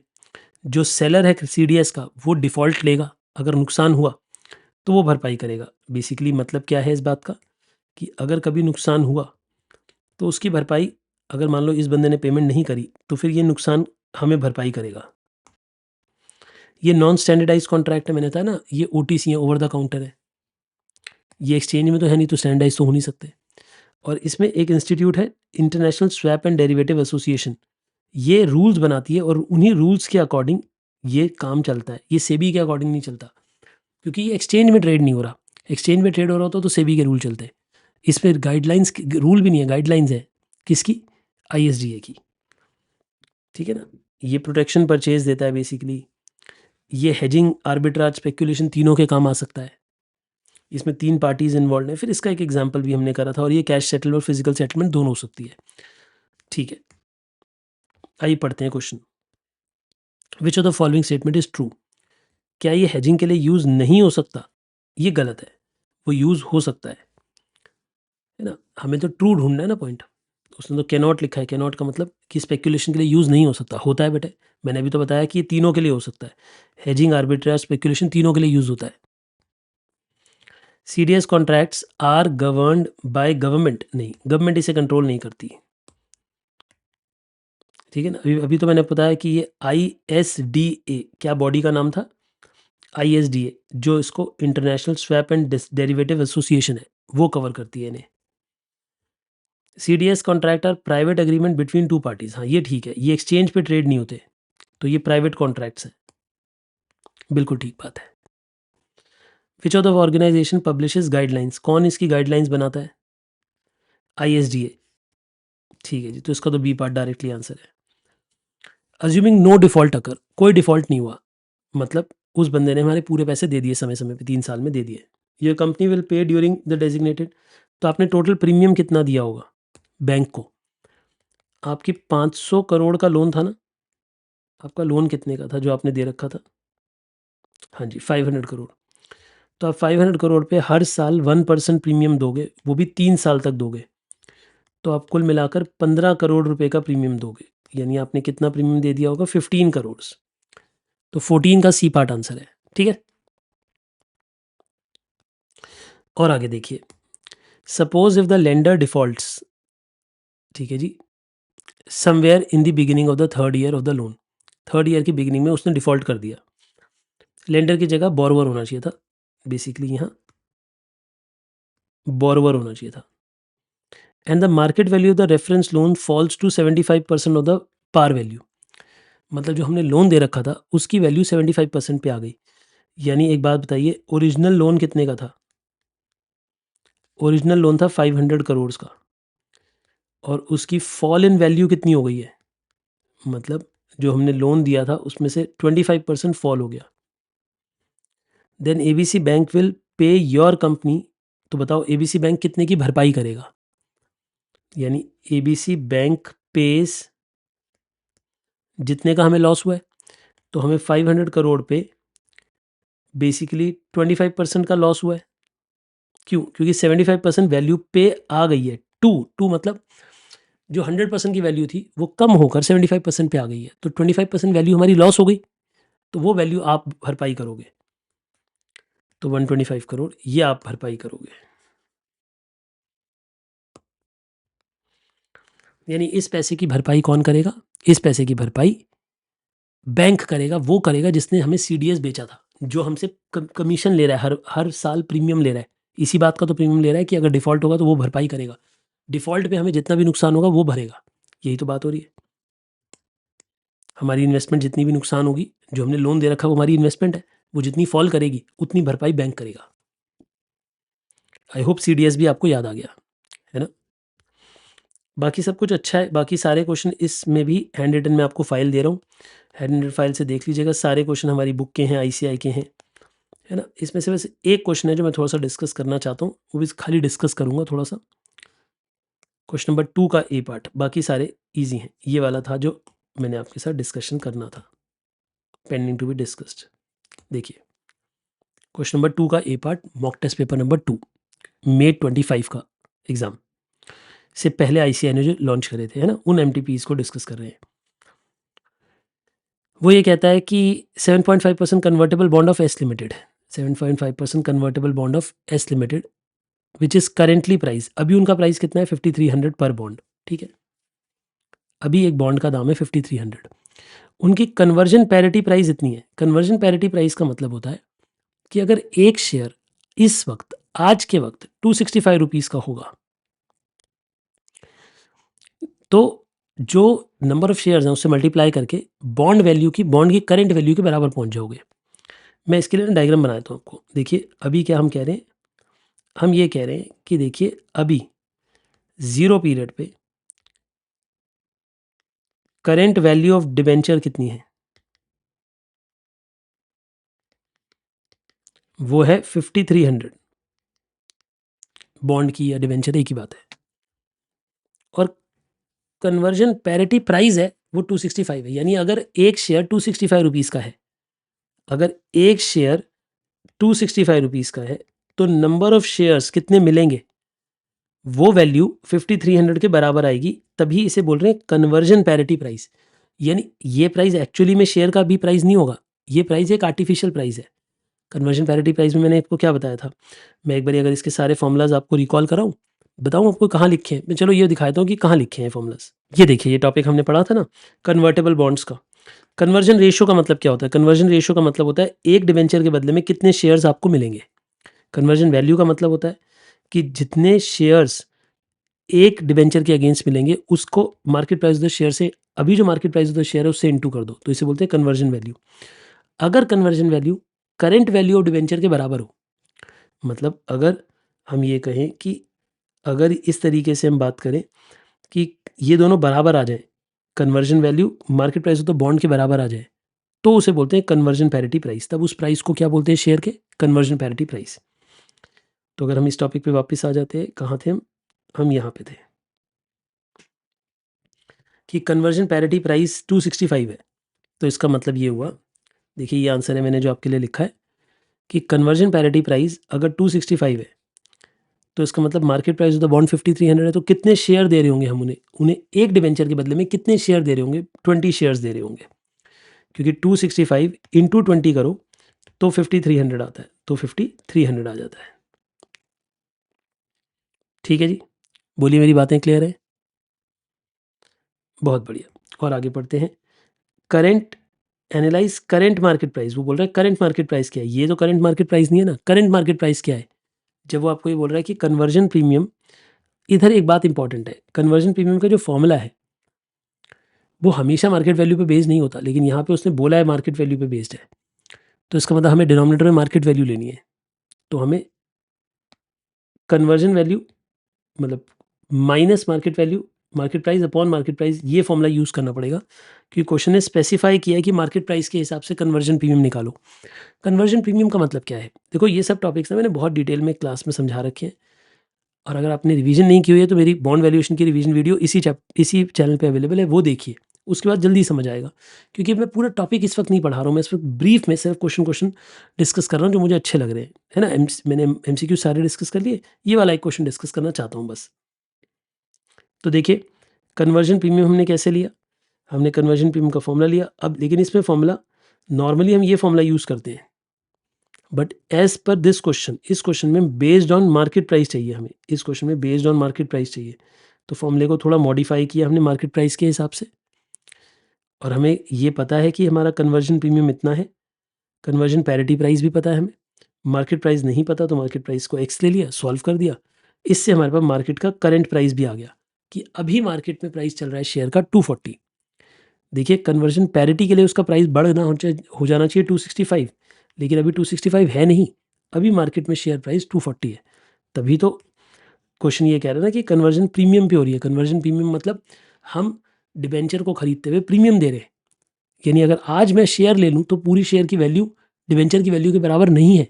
अगर मैं आज 240 रुपीज़ के 20 शेयर खरीदता हूँ तो 4800 के आते, लेकिन मैं डिबेंचर खरीद रहा हूँ 5300 का, यानी मैं 500 रुपये ज़्यादा दे रहा हूँ, मतलब मैं 500 रुपये का प्रीमियम दे रहा हूँ, ये मतलब है इसका। फिर वो कहता है straight value of the bond, straight value of the bond तो बड़ी आसान बात है, straight value of the bond का मतलब होता है कि आज की उसकी वैल्यू क्या है ना। बट यहाँ पे हम फॉर्मूला के थ्रू करेंगे क्योंकि हमें down side risk based on straight value पता है। अब देखो ये बात ना पढ़ा करो, ये खाली डाउन साइड रिस्क नहीं पूछ रहा, डाउन साइड रिस्क के लिए तो आपको डिनोमिनेटर में मार्केट प्राइस यूज होना चाहिए, ऊपर से नीचे देखना चाहिए, पर यहाँ पे बोल रहा है बेस्ड ऑन स्ट्रेट वैल्यू, तो यानी वो चाहता है कि डिनोमिनेटर में स्ट्रेट वैल्यू को रखा जाए, और स्ट्रेट वैल्यू ही क्वेश्चन ने पूछी है। तो बेसिकली हम डाउन साइड रिस्क में market value minus state value upon state value ये फॉर्मूला यूज़ करेंगे। क्यों? क्योंकि क्वेश्चन ने बोला है कि स्टेट वैल्यू के ऊपर लाना है आपने, तो आप इसलिए स्ट्रेट वैल्यू के हिसाब से क्वेश्चन करोगे। तो आपने 12.766% is equal to 5300 minus state value upon state value into 100 इस फॉर्मेट को यूज़ किया, तो आपके पास straight value of the bond आ गया 4700। आपके पास straight value of the bond आ गया 4700। क्या मेरी बातें आपको समझ आ गई? मैंने क्या कहा इसे देख लीजिएगा, मैंने सभी आपके उसके सोल्यूशन दे दिए। फिर उसने इंट्रिंसिक वैल्यू भी मतलब वो भी पूछी, IRR कितनी है। IRR तो हमने क्या किया, वैल्यूज़ ली और एक बार 8% के रेट से, क्योंकि क्वेश्चन नहीं प्रिंट करके दिया हुआ रेट, अब ध्यान से देखो तो क्वेश्चन ने 8% और 10% प्रिंट करके दिया हुआ है, तो एक बार 8% से सॉल्व कर दिया, एक बार 10% से सॉल्व कर दिया। अच्छा, इसमें ये भी ध्यान रखना है, लास्ट पार्ट में वो बोलता है कि बेस्ड ऑन स्ट्रेट वैल्यू करना है, based on straight value of the bond. मतलब जो आपने IRR निकालनी है उसमें अभी की जो मार्केट प्राइस है शेयर डिबेंचर की वो यूज़ नहीं करनी, यानी डिबेंचर की अभी की जो मार्केट प्राइस है 5300 है वो यूज़ नहीं करनी, स्ट्रेट वैल्यू को यूज़ करना है 0 पीरियड के लिए। ये कौन कह रहा है? क्वेश्चन खुद कह रहा है कि स्ट्रेट वैल्यू को यूज़ करके करो जो आपने IRR निकालनी है, अप्रोक्सीमेट रेट ऑफ रिटर्न निकालनी है ना आपने IRR, वो आप स्ट्रेट वैल्यू को यूज़ करके करो। यानी बॉन्ड ज़रूर आज स्ट्रेट वैल्यू 4700 है, ये हमने फोर्थ पार्ट में निकाल लिया था, और बॉन्ड की फेस वैल्यू 5000 होगी, ये हमने अज्यूम करा है। क्यों? एक बात बताओ, एक बॉन्ड मार्केट में बिक रहा है 5300 का, उसकी स्ट्रेट वैल्यू है 4700, तो ज़रूर उसकी फेस वैल्यू 5000 होगी ना। मतलब ऑब्वियस बात है इनके आसपास ही होगी ना, 100 रुपये तो नहीं होगी, 1000 रुपये तो नहीं होगी। अगर एक बॉन्ड की मार्केट वैल्यू 5300 है मार्केट वैल्यू, और हमारे हिसाब से उसकी स्ट्रेट वैल्यू 4700 है, तो भाई उसकी ईमानदारी से यही दिख रहा है कि उसकी जो फेस वैल्यू होगी वो 5000 होगी। तो इसलिए हमने 5000 माना है और 5000 लेके ही इंटरेस्ट भी कैलकुलेट किया है, और रिडम्पशन वैल्यू भी फेस वैल्यू को ही माना है, क्योंकि जब क्वेश्चन साइलेंट होता है तो हम यही मानते हैं कि रिडीम भी फेस वैल्यू पे ही होगा। हम यही मानते हैं कि डिबेंचर रिडीम भी फेस वैल्यू पे ही होगा। ठीक है जी। अब लाइफ भी 5 ईयर इसलिए मानिए क्योंकि अगर क्वेश्चन डायरेक्टली बता देता है 5 ईयर तो अच्छी बात है, नहीं बताता तो आप PV फैक्टर देख लेते हो कि 5 ईयर्स की अवेलेबल है, इसका मतलब बॉन्ड की लाइफ 5 ईयर्स है, तब आप ऐसा मान लेते हो कि बॉन्ड की लाइफ 5 ईयर्स होगी। समझ गए आप मेरी बात? ये सब तो फिर वर्किंग के क्वेश्चंस हैं, स्मॉल वर्किंग के, ये आप स्वयं कर सकते हैं। मेरे हिसाब से आपको अच्छे लगे होंगे ये सेशन। बाकी सारे के सारे क्वेश्चन मॉड्यूल के हैं, हमारी बुक में भी हैं, उनके क्वेश्चन नंबर और रेफरेंस भी मैंने आपको दे दिए हैं। ये देखिए सभी क्वेश्चंस के रेफरेंस नंबर्स भी दे दिए हैं आपको मैंने, और उनके सॉल्यूशन भी दे दिए हैं ज़्यादातर क्वेश्चंस के, ताकि आप मैच करके देख सकते हैं। जो हैंड रिटन मेरे पास अभी अवेलेबल थे जल्दी जल्दी में, वो मैंने दे दिए हैं आपको। नोट्स कहाँ से मिलेंगे मैं फिर से आपको बता दूं, नोट्स के लिए आपने हमारी वेबसाइट पे जाना है cnatanguru.com, और हमारी वेबसाइट पे जाने के बाद फ्री रिसोर्स वाले सेक्शन में चला जाना है, फ्री रिसोर्सेज वाले सेक्शन में चले जाना है। वहाँ पे CA फाइनल का एक हेड होगा, उसमें चले जाइएगा, मिल जाएंगे सारे तरह के नोट्स। थ्योरी भी पढ़ लीजिएगा, मैंने वीडियोस दी हुई हैं, मॉक टेस्ट पेपर की भी ये वीडियोस मैंने डिस्कस कर दी दोनों इकट्ठे। और इसी तरीके से मैंने बहुत सभी चैप्टर्स की समरी वीडियोस बनाई हुई हैं, रिवीजन वीडियोस बनाई हुई हैं, वो ज़रूर पढ़िएगा, ज़रूर पढ़िएगा, ठीक है ना। वो बिना पढ़े मत जाइएगा, वो आपको क्विक रिवीजन में बहुत हेल्प करेंगी। सभी चैप्टर की समरी वीडियोस पढ़ लेंगे जी अच्छे से। All the very best. अपने जूनियर्स को, अपने दोस्तों को ज़रूर हमारी इंटर और फाइनल दोनों की क्लासेस सजेस्ट कर दीजिएगा। अगर आप हमारी सर्विसेज से खुश हैं, हमारे पढ़ाने से खुश हैं, तो ज़रूर अपने जूनियर्स को बताइएगा, ठीक है जी। All the best. मिलते हैं जल्दी ही, आपके एग्ज़ाम हो जाए उसके बाद किसी न किसी गाइडेंस सेशन में ज़रूर मिलेंगे। Take care, all the best.